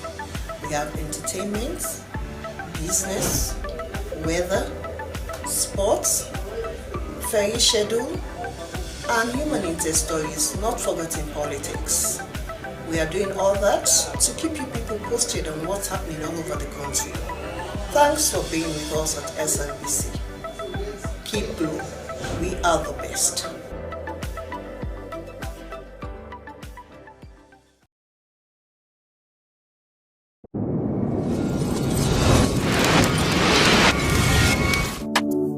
Wow, wow, wow. Yeah. God, I'm thank you. So many things you did do in my life. I'm so grateful. Lord, you take me from the bottom to the top. You are so faithful. So many things you did do in my life. God, I'm thank you. I'm grateful. You stand by me. Holla. Where they want put me down. Holla. You fight for me. Holla. Where they want see me down. Allah, I go worship you. Send me 5 daily prayer. I go worship you. Inside Ramadan, I go worship you. Send me 5 daily prayer. I go worship you every day. God, I'm thank you. So many things you did do in my life. I'm so grateful. God, you take me from the bottom to the top. You are so faithful. So many things you did do in my life. God, I'm thank you. I'm grateful.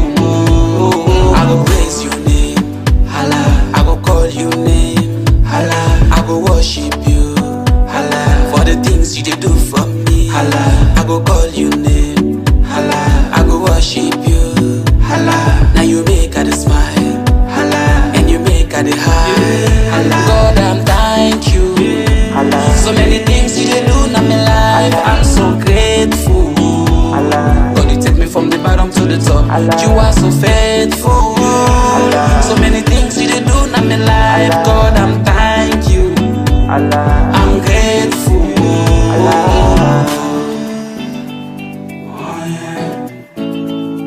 Lord, you mean in my life. Sure you good to me.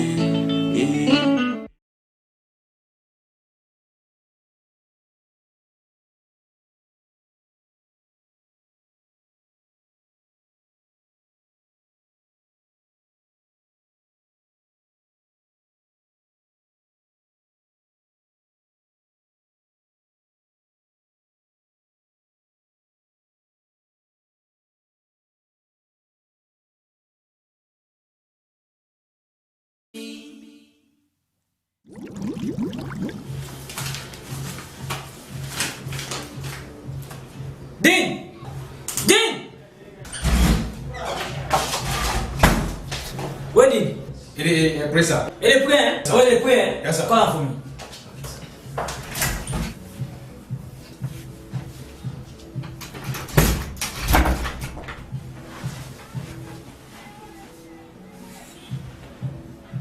Now, pray the prayer. Elle est partie. What is here to do? I said, now pray the prayer.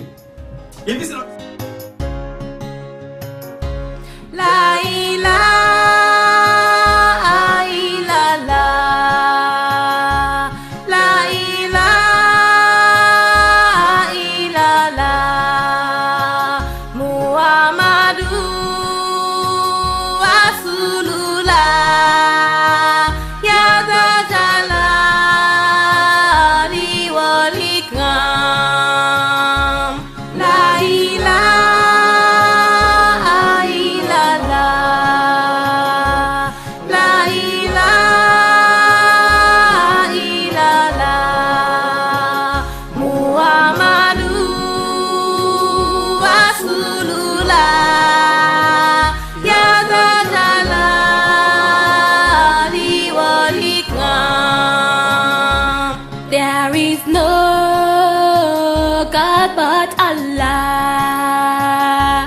There is no God but Allah.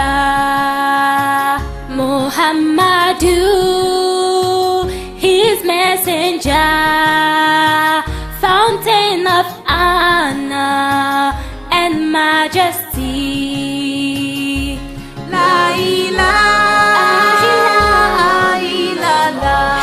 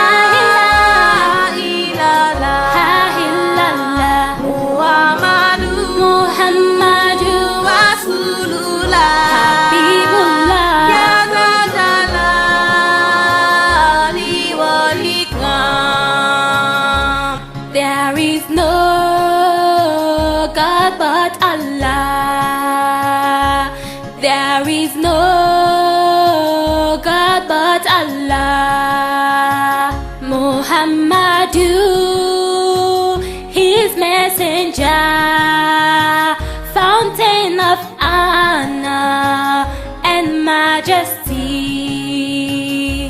La ilaha illallah. La ilaha illallah. Muhammadu Rasulullah.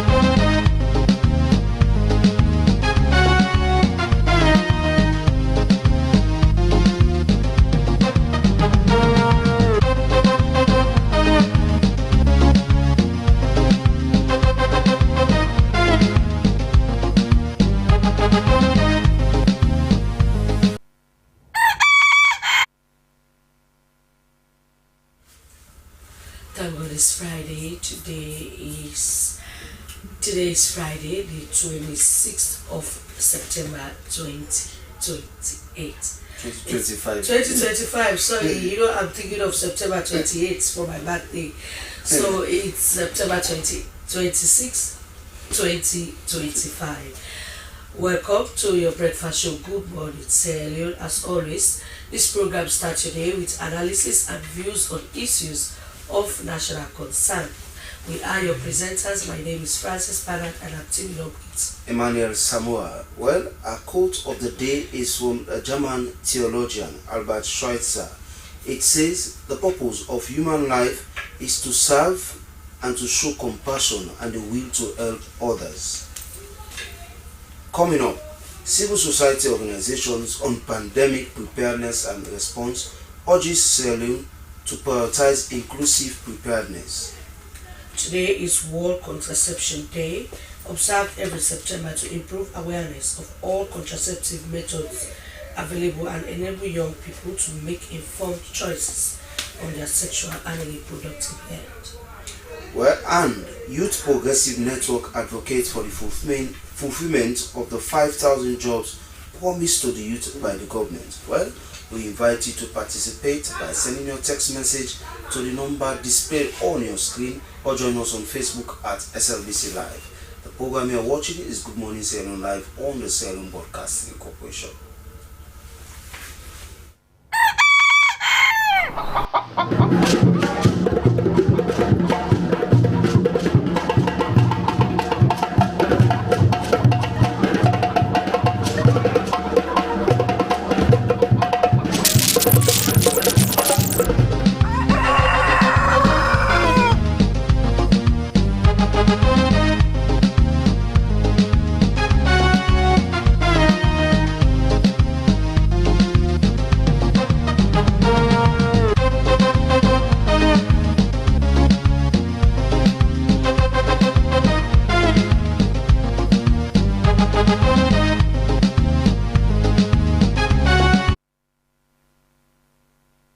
This is Good Morning Sierra Leone Live on TV, and you can be part of the program by sending your comments and views to the number on the screen, or you find us on our Facebook page, Slbc TV Live. We start with our first issue in helping to address the gap of exclusion of key population in pandemic preparedness and response. The civil society organization on pandemic preparedness and response, led by CMAT SL, has developed an advocacy policy brief for the integration of gender, human rights, equality, last mile communities and CSOs into pandemic preparedness and response, including One Health framework. The document highlights critical gaps in the nation's pandemic response strategies, urging the government to adopt a more inclusive approach. This approach should prioritize the protection of vulnerable communities, uphold human rights, and ensure civil society is involved at every level of decision-making and service delivery. The recent health crisis has exposed weaknesses in the country's health infrastructure, among others. Well, for more on this, we have in the studios the National Director, CSMAT, Reverend Paul Abrahima Bangura. Good morning, Reverend. Welcome to the program. Yeah, good morning. So let's talk about this document that we are about to discuss. Why is it important? Yes, so it's very important. What I would say is when we have an emergency outbreak, the community suffers. It starts with community and it ends with community. When I talk about community, I'm talking about the key affected population, you know. So these documents, the policy brief we have put out is a clarion call to ask our government, especially the national prepared stakeholders, to include communities in planning, decision making, to include human rights issues, to include civil society, so that we can have an inclusive process in terms of taking decisions around pandemic preparedness or any emergencies in this country. So, Reverend, you, in your document, in the background, you said that there is still a lack of clear frameworks for inclusivity of last mile communities. But this particular part, one might be tempted to challenge it, saying that Sierra Leone, we've had Ebola, Corona, and now Mpox, and in all of these fights, the country has been able to make gains. And we tell you that because they use the community-based approach, the reason why they have been able to eradicate some of these, especially the Ebola. So why is it now that you are coming with a policy brief that says the last mile communities or those affected communities are not included when you talk about planning or the execution of certain, campaigns to end the viruses? Yeah, so there are frameworks. We still have frameworks. For example, I will tell you, we have the National Action Plan for Health Security, that is called the NAPS.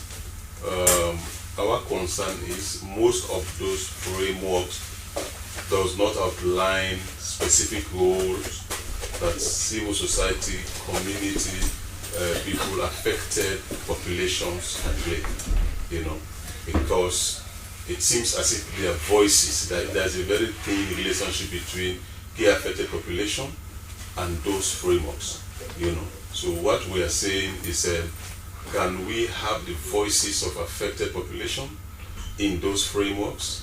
If we are developing, for example, and review One Health frameworks, can we also see how human rights issues can be addressed in that framework? And the people that have the knowledge to talk about that, these are human rights, actually these are affected communities that actually face stigma, they face social barriers, they face a lot of exclusion. So they are supposed to be the round table to discuss about how to decide in terms of addressing pandemics or outbreaks. So, Reverend, you emphasize equity. Now you say equity-driven pandemic preparedness follows, let's say, equity-driven epidemic preparedness. So do you want to tell people that in most of the fights, all of the fights that we've had when we talk about pandemic and epidemics or outbreak, there has not been that thing like equity in those fights? Yes, we have seen, I think I will exclude the mpox, because we have seen a very huge inclusion in the fight against mpox. We are part of the risk communication post-engagement pillar. They are doing a very great job. But when we go back to the Ebola, we go back to the COVID-19, we have seen when decisions are made, for example, lockdown, use of masks and other things, affected populations are not in the round table. So if they take decision, they fall foul of whatever law that was made by them. For example, say disability issues, and when they say we have people are not allowed to go around, to social distancing and what have you, most of them fell foul of those policies, and I can give an instance also, female sex workers, their businesses at night, so when they say that no loitering, you have to by 6 o'clock, so they were affected. These are human rights issues actually, So but during the conversation on the table, so their voices were not there, If their voices were there, then they can easily say, this is what we do, how can you address this? It's about addressing. So when we talk about equity, it's about making sure that no one is left behind. If we are making decisions, we should consult the most vulnerable community. Everybody should have a say in the planning, in the implementation, So we have seen this exhibiting during the Ebola and the COVID. Like I said, this recent mpox, it's better. There is an inclusion, but still we are saying it has to be more.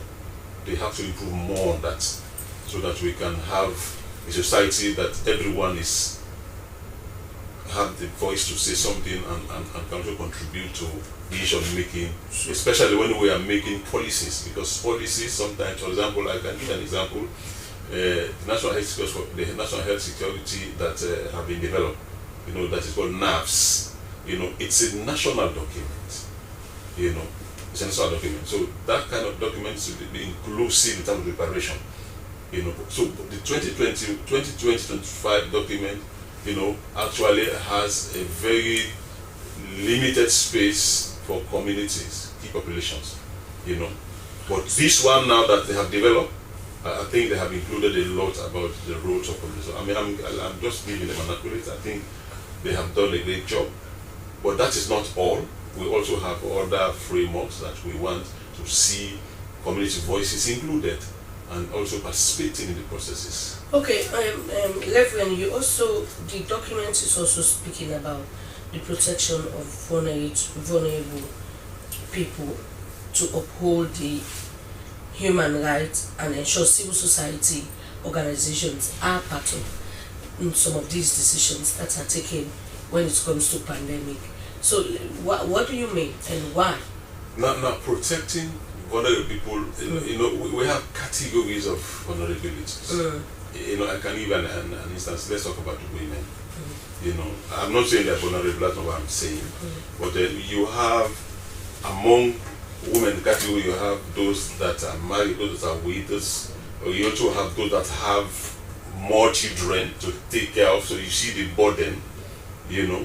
You see, so when it comes in terms of how to break emergencies, those people suffer more because they have children. They don't want to leave them, even though they will say, okay, don't touch your child. They would rather prefer to say, I will die with my child in the case of Ebola, you know. You see, so these are vulnerable people.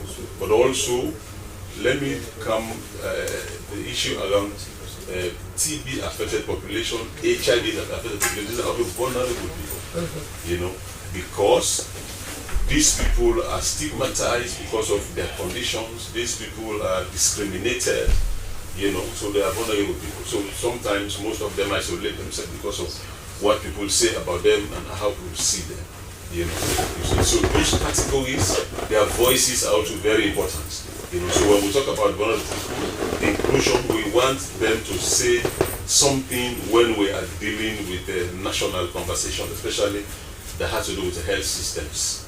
Okay, so continue to stay with us. He is Reverend Paul Brahma Bangura, the National Director for CSMAT, an organization that has put out a policy brief on pandemic preparedness in Sierra Leone.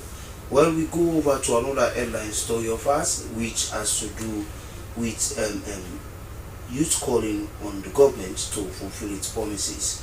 Nearly 2 years after President Julius Maada Bio secured his second term in office, citizens across the country are growing increasingly frustrated over the promise of 5,000 jobs. The promise, which was a key highlight of his re-election during the June 24, 2023 election in the country, was aimed at addressing the rising unemployment crisis, particularly among youth. However, the reality on the ground tells a different story, as employment opportunities remain scarce in Sierra Leone.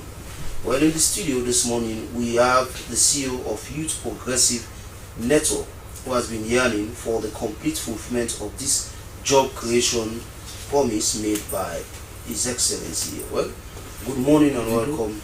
Good morning and welcome to Good Morning Sierra Leone. Yeah, good morning, Sam. Thank you for having me. Yes, so you guys are calling for the president to fulfill its promise by providing 5,000 jobs or 500,000 jobs for youth, if it's so. Over time, we've had, you know, government ministers, or let me say chief minister, they have been giving analysis on jobs that government has created. So one might be saying, what are you calling for, really, when you know authorities are saying that they are creating the jobs and they are still pushing to create more jobs? Thank you. Yes, indeed, definitely I agree with you. The government of Sierra Leone have made some certain amount of efforts towards job facilitation in this country, but it is not enough when you look the whole nation. You, as a journalist yourself, you can testify that moving in the street, moving not only in Freetown, across the globe, you can really see 60% of the youth, they are jobless. And these are some of the things we look at him is really bringing a lot of problem in our society. So the government have done its own in terms of job facility, indeed, definitely. You have great amount of, you can visit certain areas, certain ministries, certain departments, you can see many youth are there, they are working, they are well employed. But when you look at the percentage, it's very low. So when the government announced that it will create more than 5,000 jobs for the people of this nation, and you look at the current statistics, how many youth have been employed, how many youth have not yet, you can definitely realize that there is really a big gap within that area. So as an organization, we are calling upon the government to fulfill some of the mandate or what he promised the people of this nation, so that the job facility can be a opportunity, or it can be provided for the youth across the country. So how long have your organization existed? My organization registered since 2016. 2016? Yes. What have you been doing as an organization to provide job for young people? Yeah, we have done a lot. Like some people currently, many of the youth we cater for them. Some of them today are contractor. We talk to different people. So if you visit today, this Bacon Field currently, there's a tailoring shop going there. We employ some of the youth, some people who have been in the street crying, looking for job, looking for opportunity. We went some of these institutions, we talk to them, we cater for our brothers and sisters. Some of them are there. Also, when you visit again in this company, Sakara company, I went there, talked to the director of manager. Some of the youth are there today, casually are working, are getting something. So you just agreed that across the globe, it is from what you said, 60% of youth are unemployed. Yes. And considering Sierra Leone as a third world country, yeah, job employment is a concern not only in Sierra Leone, just as you said, and this is very, very, very key when it comes to the development of every nation. However, one might say some youths have been employed, and some of them have misused some of the opportunities given to them. Are you aware of that? Yes, indeed, definitely I agree. Some, and when you talk about the war, one of the causes of the war sometimes is jobless situation.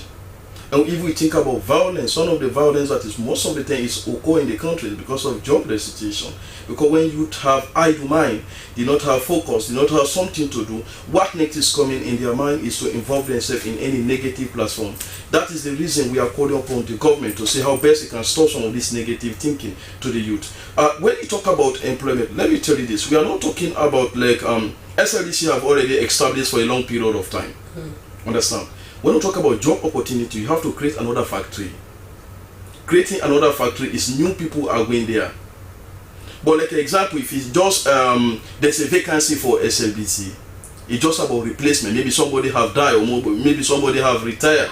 But when you create industry, that industry is going to occupy with young people. That is the reason we are calling upon the government to invest more. How about the Fit Salon project? How about the Fit Salon project? You know, when we say most of our youth are moving from the rural area to the urban cities, and you have a lot of job opportunities in those areas that they are moving away from. We have the Fit Salon, which is one of the priorities of this government, and that is their key priority for this second term. And young people are still moving. Instead of them staying in the farm, they are coming to the cities, and at the end of the day, most of them are seen in the street taking kush or involving into things that are not good for not only for themselves but for the country as a whole. Well, the Fit Salon you are talking about, well, by according to the SLPP manifesto, when I went through, they started giving food to some of the kids who are going to school, and that one is really taking place across the country. But when you think about the feeding, the Fit Salon is a very big challenge. Maybe one day we'll discuss about it when the government said he will provide another opportunity for support the agricultural sector in Tomago. But that will be maybe sometime another discussion coming up. But a very challenging, definitely. All those what I said, yes, you well understood. They say the job opportunity is there, a very less. So, you know, your call one can say is a genuine call. Yeah. But you know, making a call, you must have a basis upon which you are making this call. Is it that you have statistics, or you've spoken to youth that they say that you've come up with this idea to say that, oh, government, you need to deliver on these jobs that you say that you promise the people of this country? Is it that you've done that homework? Yeah, well, let me tell you, as an organization, I am a human rights activist. Sometimes when you be in the ground, you understood what is happening with the people. Through from that statistics, you can analyze whatsoever thing that is going on. I can tell you some of the challenges that the youth are going through in Kabbalah, youth are going through in Konodigu, youth are going through in Makeni, youth are going through in Kenema, youth are going through in Bo. Since it is a youth organization, we interact with them. So I am telling you from the bottom of my heart, definitely there is a challenge in terms of job opportunity for the youth. So is it that those areas, you know, there are limited jobs for youth there? Yes. So what do you think from your interaction with these youths? What do you think is the challenge? Well, the challenge is we have to call upon the government attention to fulfill and to create more opportunity for the youth in terms of job facility. All right, thank you very much. Continue to stay with us. He is Chief Executive Director of Youth Progressive Network, Sheku Mohammed. This is Good Morning Sierra Leone, and you are invited to participate by sending your comments and views to the number on your screen, or you can find us on the Facebook page, Slbc TV Live, and also on all other social media handles. We continue with the program, but this time we'll go for the health tips. Health tips. In today's health tips, we take a look at how veneers are placed. But first, what are veneers? Have you seen the recent trend of everyone having extra white and the same set of teeth? Well, those are veneers. Medically, they are placed when you have minor faults in your teeth, like crack, stain, etc. Although nowadays veneers seem like a fashion trend. Watch this video and learn more about it. When your tooth is cracked, chipped, misshapen, or stained, veneers offer a simple solution to patching up minor faults. They are relatively easy to apply, though the application varies depending on what type of veneer you opt for. Composite veneers and porcelain veneers are made of different materials, but they're applied to your teeth in the same way. These are used to cover up chips, cracks, discoloration, or to help fill in gaps. In order for these to latch onto your existing tooth, your dentist will need to remove a small amount of enamel to make space for the restorative material. They will then use a dental cement to hold the veneer in place. No prep veneers are less invasive because they're designed to be very thin. These can be slipped over a tooth with little to no preparation. Removable veneers are like retainers. You can put them on and take them off whenever you like.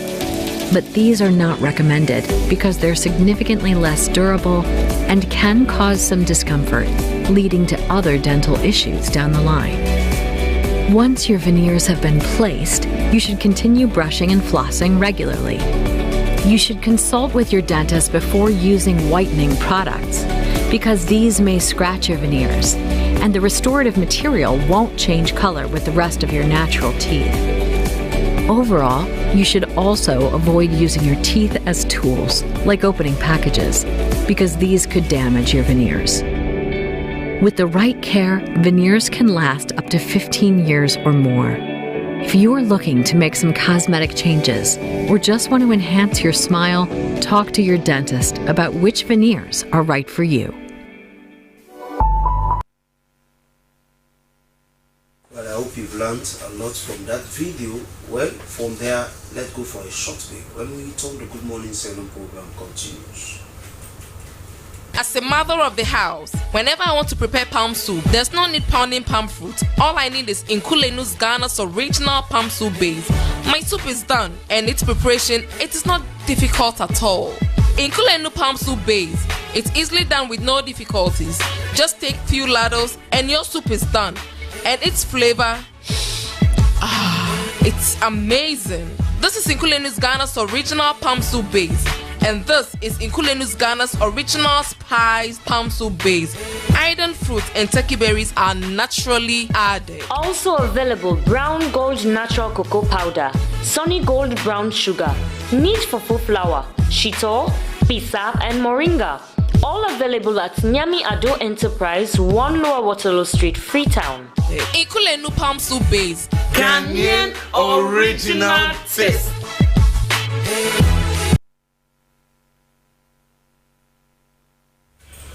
Well, welcome back. The program you're watching is Good Morning Sierra Leone Live on the Sierra Leone Broadcasting Corporation. Well, we go over to another story. Today is World Contraception Day. And the day's mission is to improve awareness of all contraceptive methods available and enable young people to make informed choices on their sexual and reproductive health. This campaign aimed to increase understanding of contraception's usefulness in the fight against sexually transmitted diseases including HIV and unwanted pregnancy, which most often lead to high-risk abortions and maternal mortality. The 2025 theme is Breaking Barriers, Expanding Choices, calls for dismantling the obstacles that prevent access to contraception and ensuring inclusive option for all. The Youth in Action is a movement of AMREF Health Africa that works to advocate sexual and reproductive health rights in Sierra Leone through meaningful youth engagement and advocacy. Well, to talk more on the day, we have been joined by Rosalind Judy from PPSL. Good morning and welcome to Good Morning Sierra Leone. Good morning and thank you for having me. Yeah, we this World Contraception Day, you know, that young person sitting at home currently watching might be thinking, what importance is contraception to anyone? Thank you so much. And of course, as stated earlier, I'm representing here a coalition, Sexual Reproductive Health and Rights Coalition, Youth in Action.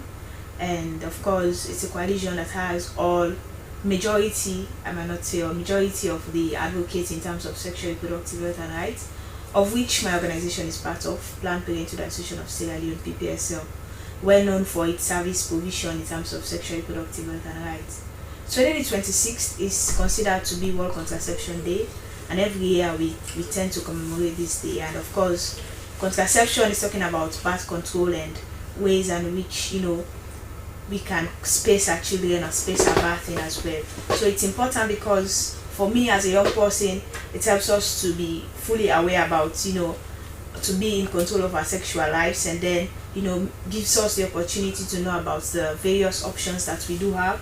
And then with those options, then we say, okay, we want this, we prefer this method, or we may want to explore this method. So it helps to save lives, and then it helps in terms of economically, in terms of birth spacing. So contraception is quite important for married couple, young people who are active into sexual activities as well. So this year's theme, before going to other aspects of it, this year's theme is talking about breaking barriers, expanding choices, calls for dismantling the obstacles that prevent access to contraception. You know, what are some of those obstacles or bottlenecks that prevent access to contraception in Sierra Leone? Yes, a lot. One is cultural barriers. You know, our traditional people tend to say, in our local dialect, you know, they born waiting God give, you know, they born ultimately God give. But again, you know, looking at the economic status or looking at that woman or that young person into a relationship, do you think that they want to have more than 3 children, in as much as they are actively involved into sexual activity? But is it that they want to have 4 children at a stretch, or 4 children without spacing them? Those cultural barriers are some of the are one of the major issues as well. Looking at as well religious beliefs, go to the world, be fruitful and multiply. Yes, the Bible says that, but again, you know, you must, you know, give birth to a time that you're prepared, and you know, you can take care of that child fully as to when you need it again. And then we have as well, you know, this policy when it comes to sexual reproductive health and rights. One aspect is family planning, and then which is why we have World Contraception Day.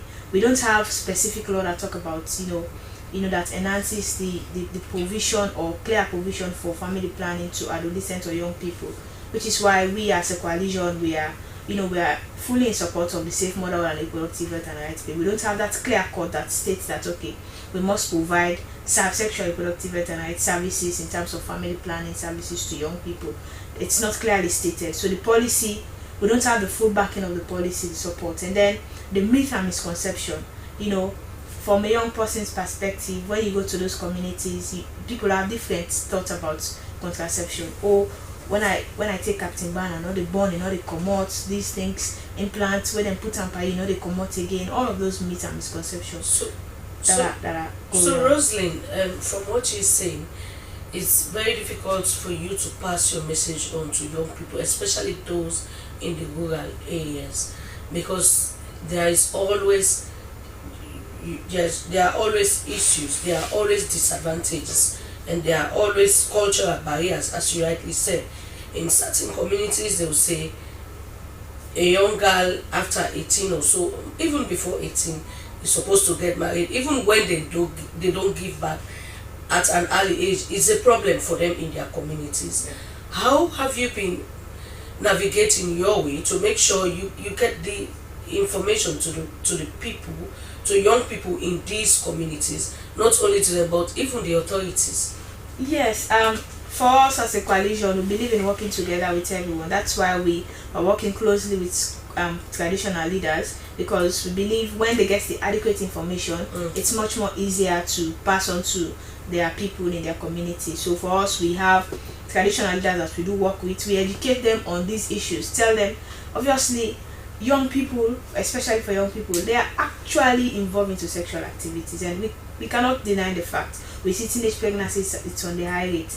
So because of those reasons, we keep on telling them, do we want our girls to keep on getting pregnancies that they don't want to get? Do we want our girls to drop out of school?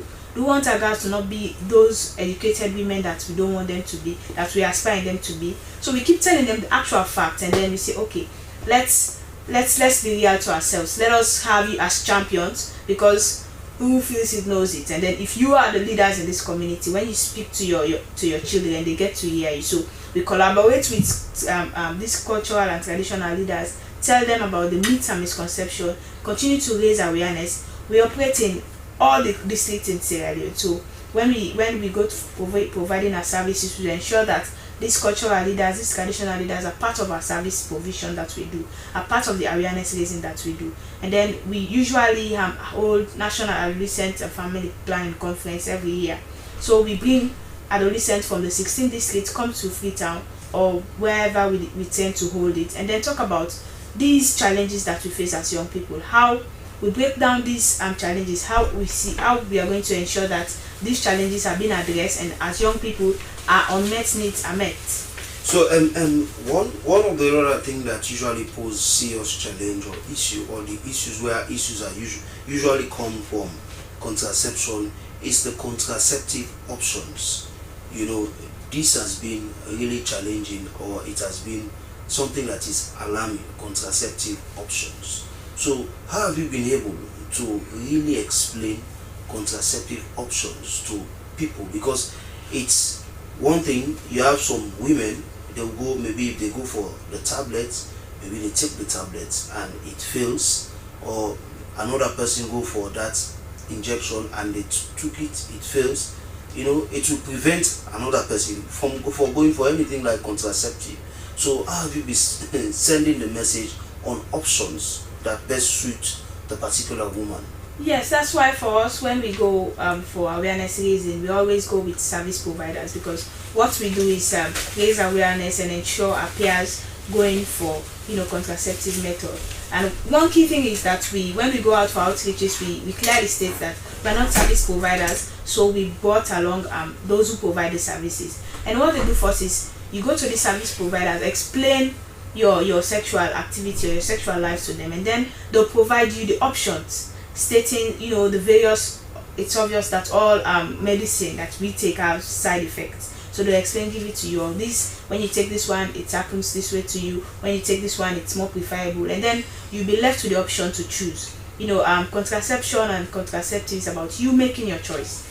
So even with the service providers, they provide you all the options. You have the male condom, and then the female condom. You have implants. You have eye pills, and then all of this. You are provided with these options, and then you, as the individual, you then say, okay, I want to try the female condom. I'll take the male condom for my partner. Okay, no, I want the implant. No, I want the IUD. All of it. Oh no, I want to stay away. I want to use the natural method, the withdrawal method, or whatever method you may tend to use. So contraception and contraceptive is about giving us the right to choose from the various provided options that we do have. So what we do is that we continue to provide, raise the awareness as to the various types of contraceptive methods that we do have, and then you as the individual, you are left in making the right choice that you think is best preferred for you. Okay, so continue to stay with us. She is Roslyn Judy from PPSL talking on contraceptive, which today is World Contraception Day. And we still have Reverend Obama with us, Obama Bangor with us in the studio from CSMAT. Reverend, in this policy brief of yours, one particular word that keeps, going on and on is this stigma. In all that you highlighted within this brief, or some of the research that you've done, what is the impact? What has been the impact of stigma that you put it so central in this policy brief? Thank you very much. I think stigma,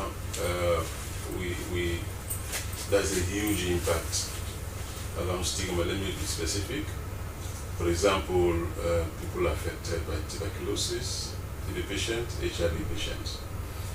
Stigma can lead a patient to stop taking treatment, lost to follow up.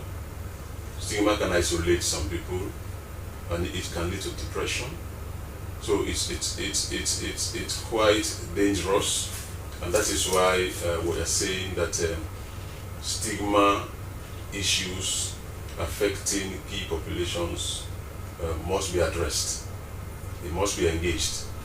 A kind of psychosocial counseling must be provided for them, so that they don't feel stigmatized and they don't also stigmatize themselves, because it's a two-way thing. But the impact stigma creates is huge. So one particular aspect of this your policy brief is that you are saying the current last mile community and civil society activities on pandemic preparedness and One Health are fragmented and uncoordinated. What do you mean by this? And this one is very strong for people that are into this fight. Yes, thank you. In the first place, we don't have a coordinated civil society in terms of advocating for inclusion in pandemic preparedness.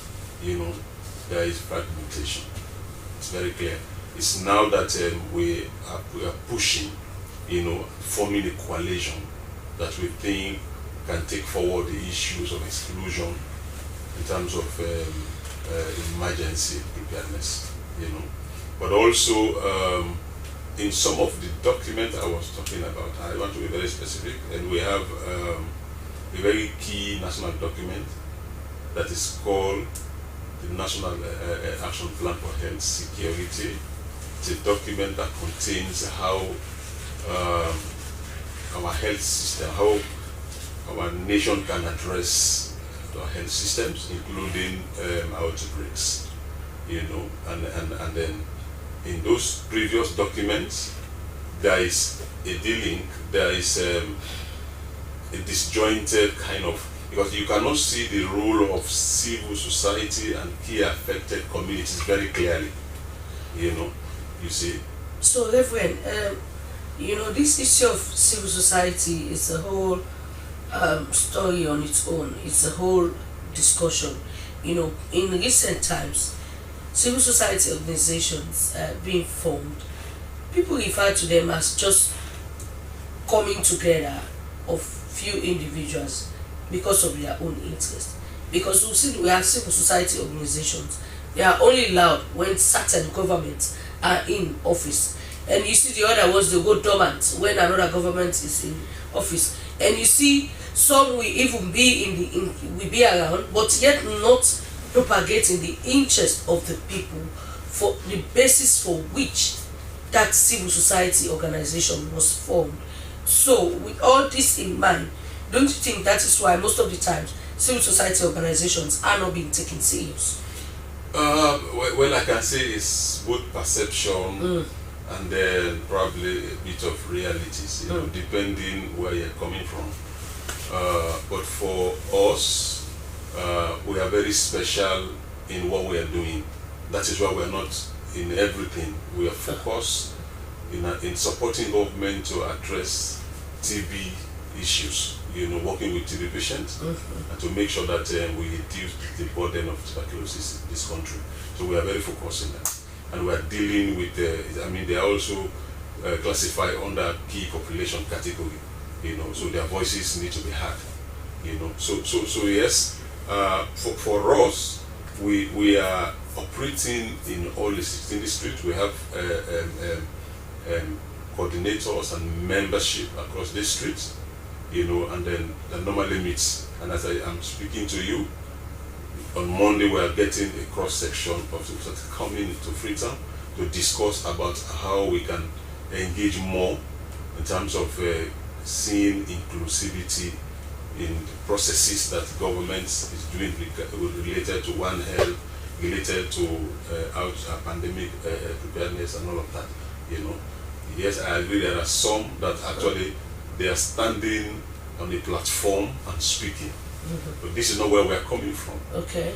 We have come to create an impact. So has this report been presented to the relevant authorities? It will be presented very soon. Okay. So it's now in the media. So we're going to circulate it all over.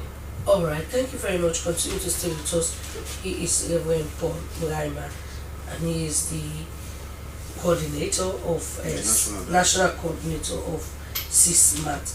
When we continue with the program, we go back to you, Mr. Sheku, Mohammed Sheku also, the CEO of Youth Progressive Network. Now, how often do you engage young people? Since you have an organization that is working in all the states in the country, how often do you engage young people to prepare them for the right opportunity? Because in life you have three stages. You have your time is here, your time is gone, and you prepare yourself for your time. Have not yet. Yes. So how often do you engage these young people so that they get themselves prepared for the right opportunity when it presents itself? We have been doing this several times by engaging the youth, having town hall meeting, engage them in attire base, engage them in ghetto. Because one of the things, again, sometimes when you want the community to respect you, you have to add value to yourself. It's not only based on education. Sometimes you can even learn a better thing, maybe any other thing. But as long as it is a scheme, at the end of the day, you are getting something to support yourself or to support your family. That is the basic line. So we have been engaging them several times. Even recently, we have another conference in the special court on Tuesday. We invite different youth organizations, different Atabi, different ghetto. They was there with the Canada ambassador was there also. We talk to them, we motivate them how they can add value to themselves, how they can work very hard for them to be somebody in the society. So because some youths, I must tell you, even some of the ministers that are appointed by President Bill are young people. However, some people feel some of these young people, even when given the offices to occupy, they disappoint their colleagues. You have young people who are looking up to some of these young people that are occupying some of these offices. But at the end of the day, you see the stories all over the place. Some are employed into shops, they go out, they run away with people's money. Some decide to abandon the job that is being given to them. So they need to be prepared. They need to get the orientation that yes, you want to get a job, but when you get the job, this is how you behave and this is how you should not. So as an organization advocating on behalf of the youth for job employment, should also be able to orientate these young people. Yes, indeed, we have what we call conduct in terms of job facility. Understand? Even currently when you are working here, there's a code. There's also a law that is guiding you how to protect yourself and also how to protect the guests and also how to work. When you violate that law, you have to face the full force of the law. And I believe that any government that is employing any youth or giving them any appointment position, there is a code of conduct that youth have to work with. If he or she go against, you have the responsibility to hire and fire the individual without no time to and waste. They will be the one coming back to the street to say there is no job when once an opportunity has been given to them. Yeah. Well, still the continuation is going on, the fire is still going on until you meet to the right person.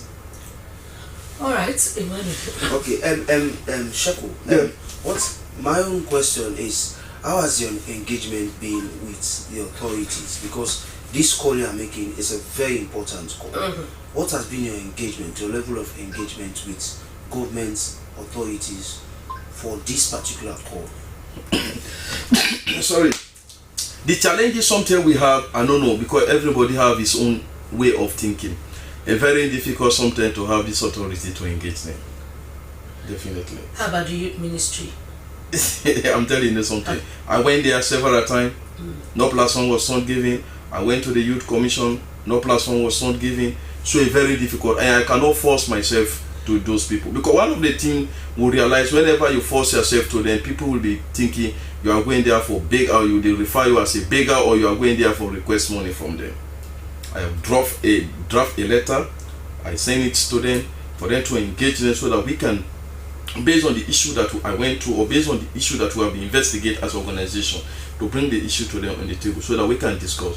No platform was not given, so I have forget about them. I will not definitely bother myself to engage them any longer. Alright, thank you very much. Sheku. Continue to stay with us. Emmanuel, we go to another segment of the program, which is the review of the headlines of our local tabloid. Well, I start the ball rolling with the Awoko newspaper that says government boosts military spending with ambitious 2026 defense budgets. IFC and Access Bank launch $20 million boost for Sierra Leone's SMEs targeting women and youth. Police seeks 576 billion boost for 2026 to tackle crime, fill personnel gap, and rebuild public trust. This story is also getting the Awoko newspaper. From the Awoko newspaper, we go to the Pyramid. The Pyramid with a banner headline: Justice Finn writes President Bill insists Justice Holloway denied fair hearing, and Bill urged ceasefire in global conflict. FSU lacks resources to tackle SGBV, and NPRA, NP Sierra Leone commits to stability. This and more you find in the Pyramid newspaper. The next one I have here is the exclusive newspaper that opens with a banner headline that says "Joy is coming. JFK spreads message of hope across Sierra Leone. Saloon eats jackpot. Energy boom soon. Youth at Hunger 80 Youth Forum. Youth Minister champions digital inclusion." These stories plus more you find in the exclusive newspaper. From the exclusive newspaper, we go to the Awareness Times. Awareness Times, as Lanston Dumbuya submits 16 pages detailed report to PPRC, response to PPRC, APC replies to Honorable Chief Sam Sumana. And Saudi Embassy Lords Sierra Leone government, and Dr. Sylvia Blyden uses Dr. Samabanya's letter to continue her case against power sharing. These and more you find in the Awareness Times newspaper. And the last one I have here is the Standard Times newspaper, and it says, "Give me Sierra Leone, I will make it great. Honorable Chelnoba speaks.